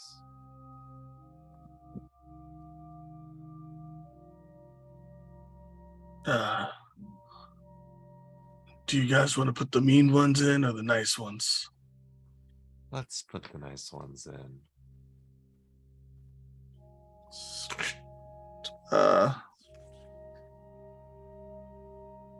Yeah, so Telman will hand over Laura Bellios and That's all we need is one more. yeah, but you have a mean one. So I'll also It hand counteracts over Tamiel. it. I'll hand over Tamiel. You have to. Don't put the evil one in. I mean, I had one that wanted me to attack friends, and the other one was nightmares. So technically, there's only 2 nice ones. Okay, fine. Give me both of those. I'll give you Tamiel and Zarad as well. Those are the ones that answered my questions. So Tamriel, Zarad, and Labelios are going in the door? And Laura Bellios, yeah. Okay. All right. As they slide in like key cards and just stay there, there's a mist kind of comes under the cold door, and it begins to like lift and go up this 10-foot door, stone, granite, like literally lifting. And what it reveals beyond is this light kind of enters the room. You're surprised that there's so much light. And what you see is what should be a vast open chamber. There are multiple large columns like you've seen throughout this entire structure. But where there should be a wall, maybe 60 feet out, it's broken.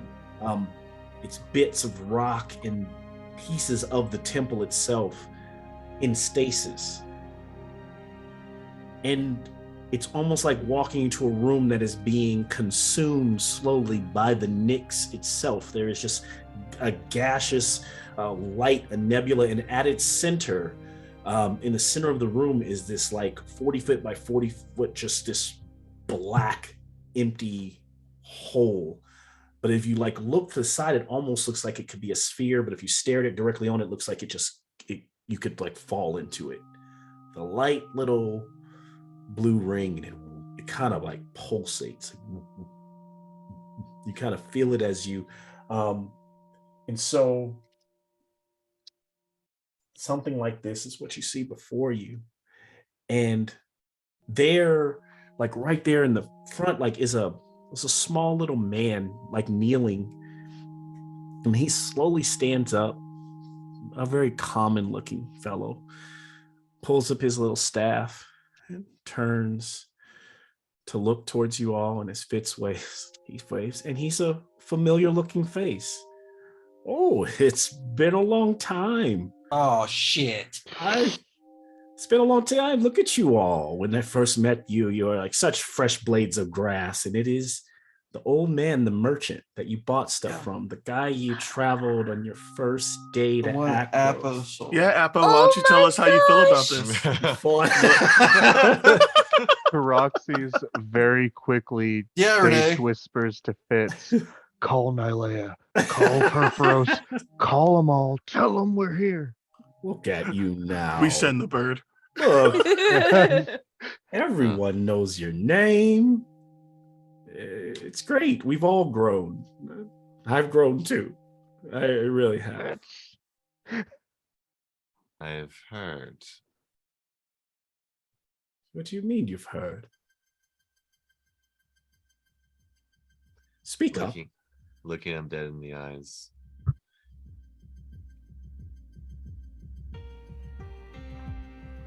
You know what I'm talking about.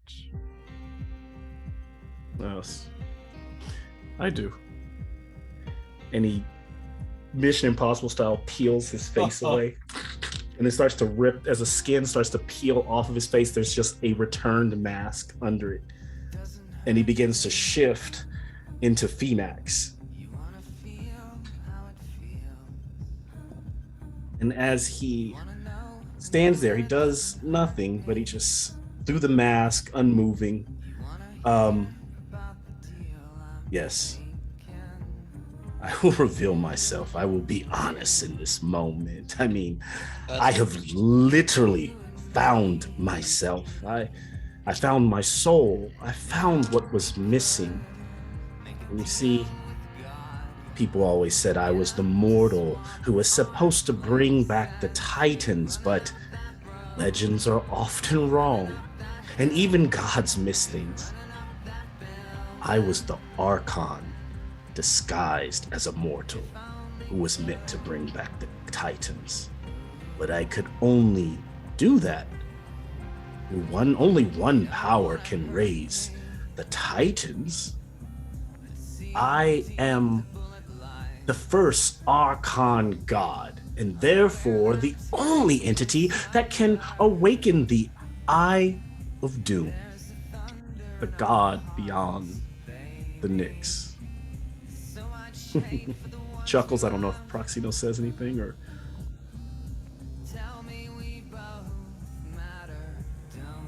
And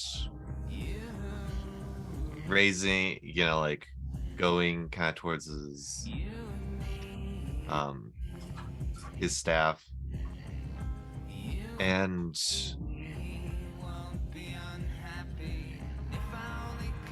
in the process destroying all of Theros.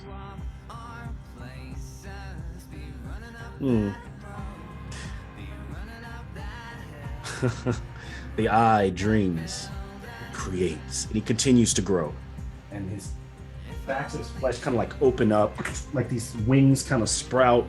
He kind of becomes something horrifying as he continues to grow. I, as an Archon, I know my place. Unlike many of the gods, I have always known my place because I was the one who did it. I was the one who crossed the rivers by myself. I was the one who lost myself and gained it back. I am an avatar. And therefore, in a way, I am the god beyond the Nyx. And I want you to live to see what is coming. I will build a new pantheon. And listen, look what you've done in such a short amount of time. Tell me, bronze bullies, tell me you don't want to be gods too. Join me, join the new pantheon. Let us rule together. Taroxys hefts his hammer, looks over at Proxnos and says, "Looks like we're gonna try for that 4th Archon today." Yeah, all the spots on our team are full. It looks like it, Taroxys. And the staff lights up with the white mist as the broken half of it transforms into the other half of the spear. Oh. Persis is beyond words, just has her teeth bared, and you see her breathing heavily. Taroxys grows a size larger as the pistons turn and the giant's might grows him. No. This is the problem with you bronze bullies. You want everything is always a fight and a punch and a punch it and a kick it. That's not what I wanted this to be. You want this to be a fight, but it won't be. Clearly this is a no. Maybe we'll do that dance some other day. But that is not something I'm interested in. And as Indeed, you shall be the god who ran beyond the Nyx. No, I'm not running. I know my place. And he kind of turns and looks over at Taroxys. And as he turns back to those wings kind of fold in, he steps off the edge and he begins to burst into like fragment. And he kind of begins to be consumed into that blackness, into that orb that is behind you. And so in that way, the only thing you face now is that pulsating eye of doom that just kind of unsettling. Proxnos chases after him. Proxnos, as you run to the edge, you're literally leaping. You would be like literally leaping into the next. And at that moment, if you kind of stop yourself, Proxnos, you kind of teeter on the edge of the abyss as the entire structure, the very thing that Fitz was terrified of is starting to happen. The structure is beginning to slowly collapse. And there are probably only two ways out. If Proxnos is going to jump in there or get the hell out of here. I was about to say, Taroxys tries to snatch him by his collar as he runs by.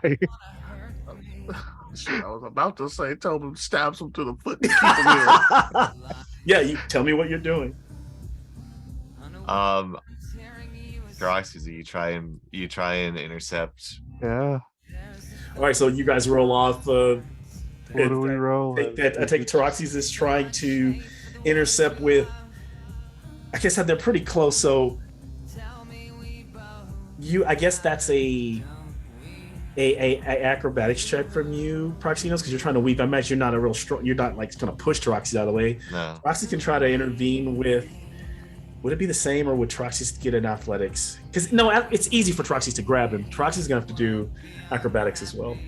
Oh. Which I know is not his thing, but that's what he's gonna have to. He's got to be able to try to catch him with that very slowly lumbering forward, trying to stop him as he's rushing forward. My dice are so not hot today. Mine aren't that hot either. At a 12. That's an 8. Oh, I got him. You snatch him as he's about to go over the edge, like literally holding him by his arm. And as his like the ground collapses under him, his feet whip out, and you're holding him, Troxy's right, and he's literally flailing like a kite. It's Towards the darkness. he's the one that took Zen. We were right there. This is gonna seem mean, but Troxy's is gonna smack his head on the floor to put him out. Bang. I'm not even gonna make you roll for it. Go to sleep. Go to sleep. Go to sleep. And then throws him over his giant shoulder and says, "All right, back the way we came." Good job. Can't let him kill himself until we get another one. I need dex saves from everyone as they are running through this structure. Well, I'm currently being carried by Taroxy, so you got this. I'm sure you'll be Thankfully, that safe in was Taroxy's arms. It was an Totally. 18. Oh, look at Taroxy's. 14. 13. 17. All those I'm here, 19. 13. So all those are passes. So you guys are making through the halls. Anything under that? Oh, so far so good. As rocks are collapsing, you get to this next stage, and it starts to get harder as you're now trying to navigate your way out of here. This is where I need whoever's moving the fastest to who's leading, who's ahead, kind of as you move through these halls. I mean, I guess if it's foot speed, it's probably. I don't want to say that. Fuck. Probably tell That's Moon. what we. Probably tell Moon. Unfortunately, Or would it Yeah. be Taroxy's because he's the one who Yeah. grabbed I don't Proxenos and know. was like, let's Well, get out of here. I'll let you all tell me. My giants might only last a minute, so if I go back to my normal 5x5, then I'm not the fastest anymore. yeah, Tillman's faster. Okay. I just don't Whatever want you either want. I need a of us- don't survival want check from Yeah, that's what I'm Taroxy's. saying. I didn't want either of us to make that survival check. Was the problem? I mean, Apo has a 35, but I know Telmoon's faster. But Taroxy's is faster for a while, so it's gonna be Taroxy's. Okay, oh, this is gonna suck. Should I survival? Yep. Oh, the dice want me to leave. It's a 16.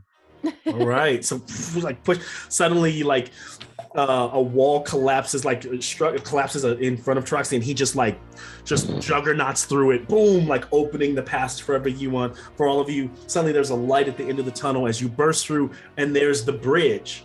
And as you're all running over the bridge, it begins to collapse under you, collapsing away into that abyss. As I need a dex save from everyone here. I throw my wings out if I can. If it Yeah, helps that will at give you all. advantage. 21. All right. Also 21. All right. Ooh, At 20 for great. 25. I'm still coasting with Taroxy's. 17. Oh, no, Nice. Persis. yeah, what can we do with a 10? What did Percy's get? A 10. 10. Percy's she doesn't. She's like leaping across, and she starts to fall. She has nothing to grab onto. You can try to help her, but if you fail, you go with her, How far is regardless of she? whether you're fine. She's just like, I mean, as you're all like right around. You're all within like 10 feet of her. How far is the end of the bridge? The middle is collapsing, so you just need to get to the. You're probably like 15 feet away from safety. It's regardless of, it's going to be a check, regardless of like how close you are. But Okay. I mean, we can let that inform you if it helps you kind of tell me what you're doing. Oh no, I was gonna try to cast the same spell I cast on Fitz earlier, but it would probably be a speed thing. What are you trying to do? I'm trying to cast Vortex Warp. Okay. Give me an Arcana check to see if you can actually pull that spell off in the middle of the air. Because pulling spells off while you're falling and jumping is a little ridiculous. You know, you already talking about how spells should be more difficult. This. We are the bronze Wondering bullies. why I gotta use my intelligence for it. Yeah, Oh. you do, because it's a mental. It's a complete mental. Yeah.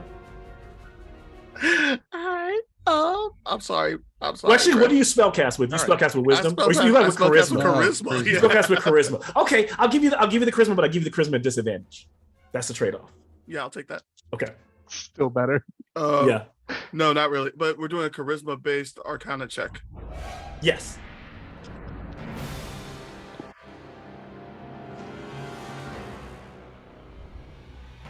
Not great, guys.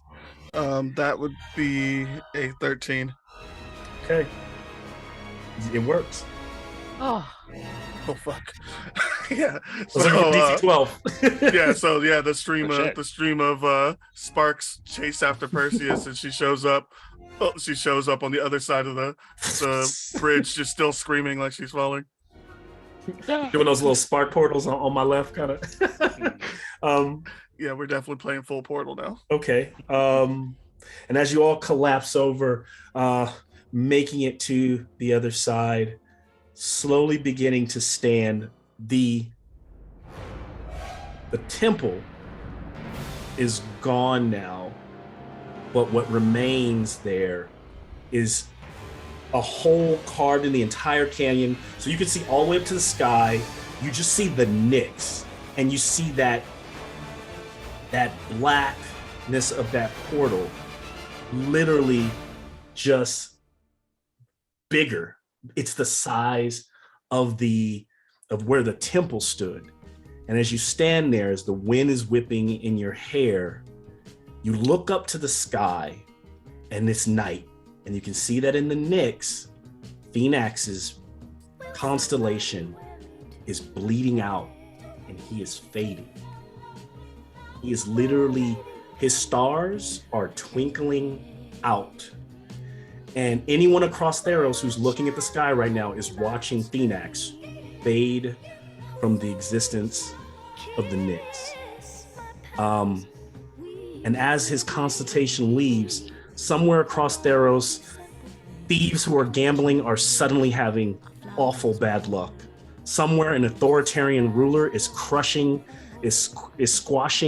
any dissent from his senate because they don't know how to finagle what they need or what they want.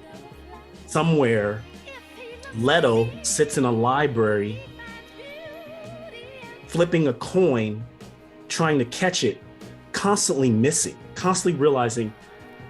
And as we push in on Leto, he goes, looking out the sky, he goes, Phoenix is dead. We'll crash to black. As deception across Theros is a disadvantage, sleight of hand is a disadvantage, persuasion is a disadvantage, and the luck feat no longer exists. We'll crash to black. oh my god. Good game. Should let you Good ask thing John nobody Proxinos. took that damn thing. Oh my god. I Every like DM's I like dream is Phoenix to throw dying. the Hell luck yeah. feet out the window. I hate the luck feet. Get that out of here. Yeah, but like, oh, I mean, my persuasion's usually really good, you guys. Yeah, but it's still plus 13 or whatever. You'll be fine. Oh Yeah. my god. Yeah. Taroxy saved Proxinos from oblivion there. That was, Thanks for Nice. that. Yeah, thank you for Glad it that worked. base change, because that would have been a 7 on that Arcana check if it was intelligence instead of charisma. Holy cow. Good Wow. stuff. I can't believe he was there. Yeah, I'm like walking into that chamber picturing like Lord of the Rings, the little eye thing, the little crystal ball situation, not a Yeah. black Palantir. hole. Palantir, Yeah, yeah. it's literally a black hole on the backside of that. You ever seen anybody ever seen Dust Till Dawn? Like, so if Yeah. you watch Till Dust Till Dawn, I don't even know. I didn't even think of this, but I'm thinking of it right now. It's like the way I picture it.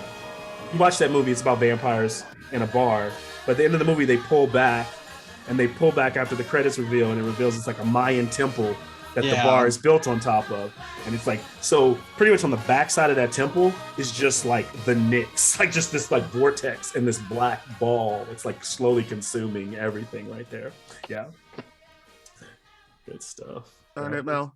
You can't mention that movie without me thinking of those stupid werewolves now. Yes. Oh my God, the werewolves that would, man, Nick and I, we were up late. Just that was oh man, Yeah. that was rough.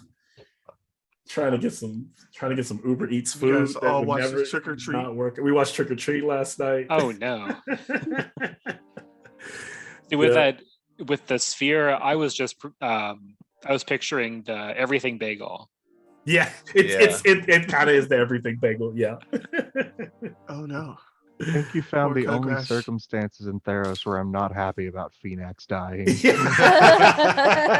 Because you didn't get to kill him. Well, Yeah, pretty much. Yeah. I'm more concerned on which Titan Mouse bringing in. Yeah, What do you this mean, is only which? gonna escalate. The question is how many, not which. No, Yeah. like I don't. Well, if he goes like Greek mythology, he has plethora. If he goes Magic the Gathering, he only has 2. Well, if you, I've Neither already. one are I'm gonna let you know fucking if you watch any of the home group. I've already created 5 Okay. to match the Magic the Gathering. So there's 5. oh, the colors. So 7 total, or you have 2 plus? No. 3 I more? used 2 plus 3 more to complete to round them out, to make 1 for every element, 1 for swamp, 1 for fire, 1 for sun. Yeah. All right. Well, 5 is better than 7. Yeah. 5 is better than 7. No. Yeah. And I think you also noticed after those credits, like you guys noticed that like the ground is cracking and it's constantly rumbling. And so there are these veins now everywhere you go of like the world kind of fragmenting into the Nyx. Like you might be like camping and see like a crack in the wall with just stars beyond it. Hey, Mel, was Phoenix that scared? Was it Phoenix the whole time? Did Colin let Phoenix go earlier? Was it Phoenix the That's- old man the whole time? No, not the old man. I'm saying Oh, earlier. Was in- Phoenix that scared Noel? No. No. Phoenix was the old man. No, Phoenix is just I think that no, he wasn't. He wasn't. All right. He still could have been like 50 other NPCs. We can't. Yeah. Oh, 100%. Yeah. 100%. No, he probably was half. Definitely been others, but yeah. He was that little boy who sold you an apple. I wouldn't doubt it. Whatever. Mhm. Well, Apple is not. Renee knows that at some point he found, because he knows he gave him the mask, Yeah. one of the masks that like got him to his revelation of who he is. Oh yeah, this is fully Renee's Well, I fault. was like, "Fucking damn it, Renee!" Because he's been trying to This is your find his moment. Idiolon, which the Idiolon knows the other part of the story, knows like who he really is. So, yeah.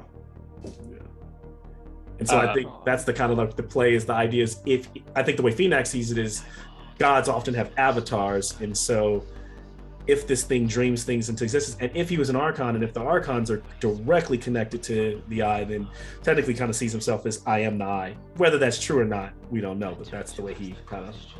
We're gonna have to contact upper management about this. I have to, yeah. Yeah.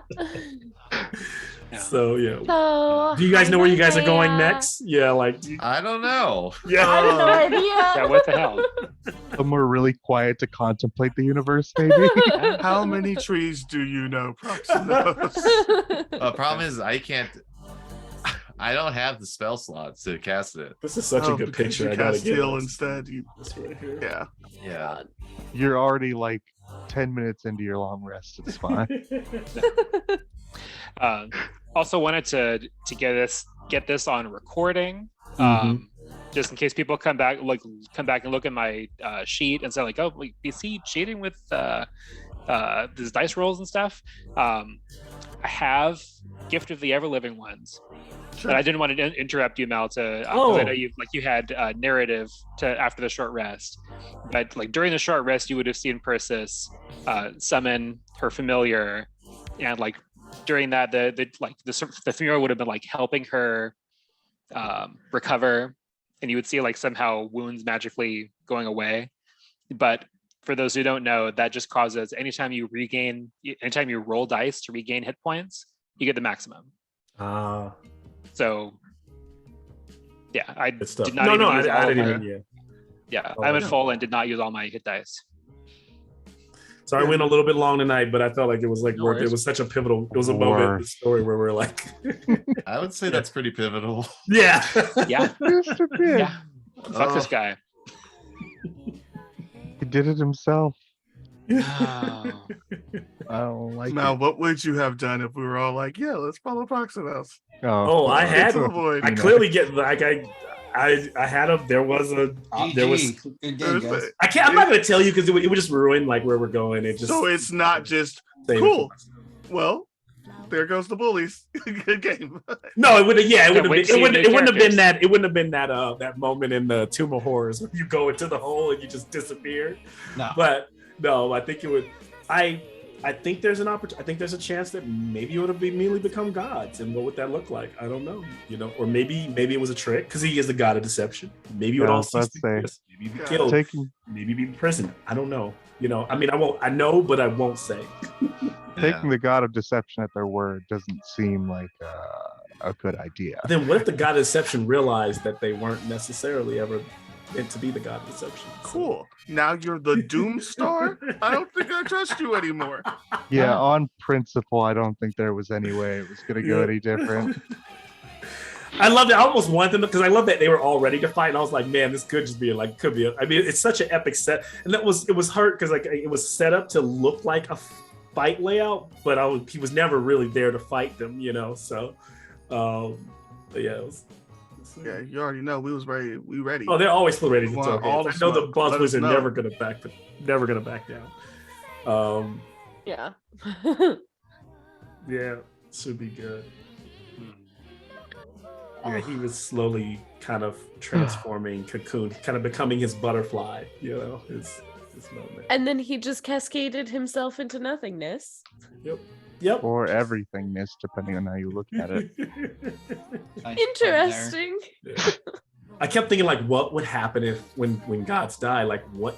There have to be everyday changes that just affect the entire world, which affect the game. I mean, So- thankfully it was Phoenix. Like some of the other ones Yeah, would have been some of real the- bad. It could be bad. Deception, persuasion, sleight of hand. What else? Sleight of hand, luck. There's no luck. Pretty much, there's no luck in the world. Because Phoenix would be the god closely tied to that. Yeah, pretty much deception, sleight of hand, persuasion, and luck. Those are the only two that I put. Oh my god. All right, that's one down. Who's the next one to go? Yeah. Heliod. You really want that to happen? Yes, let's combine At the dark some sun point- and the bright sun and see Yeah. what happens. Oh, just pure eternal darkness. Oh Who man. needs heat? We're good. Post credit Yeah, scene. I yeah, imagine post credit guys. scene they make it back Mhm. to their camp out of the valley. They meet up with their Pegasi. Where are they going next? Mm. Back to the Somewhere. temple to Yeah. figure out what's next. Yeah. Well, Our temple's getting our blown up. temple's We can't go back to it. destroyed. We can't go back to the temple. Yeah. When did our temple get destroyed? It hasn't been Peripheral's warned destroyed, us but leave. Peripherals warned you that it could be destroyed. It could blow it at could, any it minute. could blow at any minute. The entire Velos could like erupt. He told us That to was evacuate. always a threat. Yeah, it is. Troxy's is like it is It's a what it is. volcano.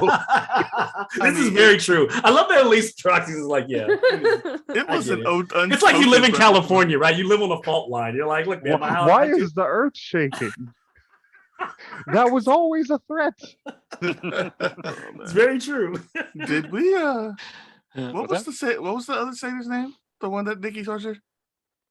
Paramount? Excuse me? Did we ever kill Baramon? Yeah, or you did guys- we leave him there? Oh, hell to watch yeah. You guys Yeah, killed okay. him. We killed him. We You guys- dropped him in a vat of lava. Yeah, you dropped him in the Peripherals lava pit. Yeah, I think Yes, we should- yeah, we Yeah. yeah, I should do at remember that least- now.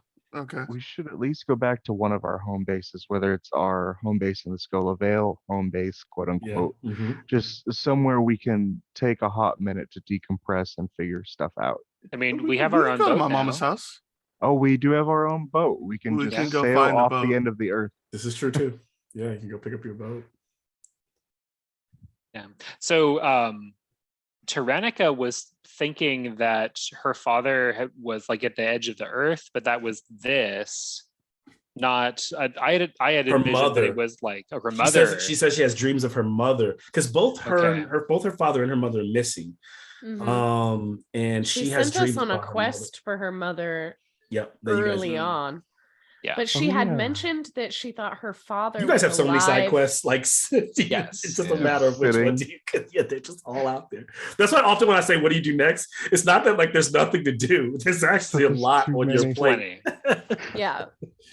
We Whoever have brings 2 the most arrows glory. now. You Yeah. have 2 arrows. Yep. to Yeah, have there's a the list of where arrows. the You other got ones all are. those locations. This was one because the Frigid 'Cause- Mountains was one, so you found one there, pretty Yeah. much that the Archon had. That could, yeah. I'm You guys- always happy to If you collect think you arrows. if you think you got 2 arrows and you can go after Nylea's pet, you could do that. Yeah. You 'Cause could we get the have boat and take the Tyrannica boat out, here. take the boat to the edge of the Right. earth to do the Tyrannica mission. Mhm. You could, there's you guys got options. We got options. Yeah. Yeah. And I don't want you to have to, like, here's the thing, you don't have to decide here on camera tonight, but I know we haven't been talking much in Discord, but if you can maybe Yeah. kind of decide a direction to give me like a week before they maybe a week before the game, so I can kind of like figure out where we're gonna Do be we at. have our November games? We have not. This is true. I don't have any November Yeah. games set up. So let me work. I'll work on that. But either way, just try to figure out. Yeah, let's figure out where we want to go next. Don't stress it too much. But like, as you guys talk to each other, and I'll put more pressure once I have a date. I don't know if any of you I'm guys like, are trying yeah. to do that play on the 12th, but I'm also out on the 12th. I gotta check it. I gotta look and actually see if I can do it. But it sounds But- cool. oh, It yeah, sounds there like is something a I'd like free It to sounded try. play really cute. for those of you Yeah. guys that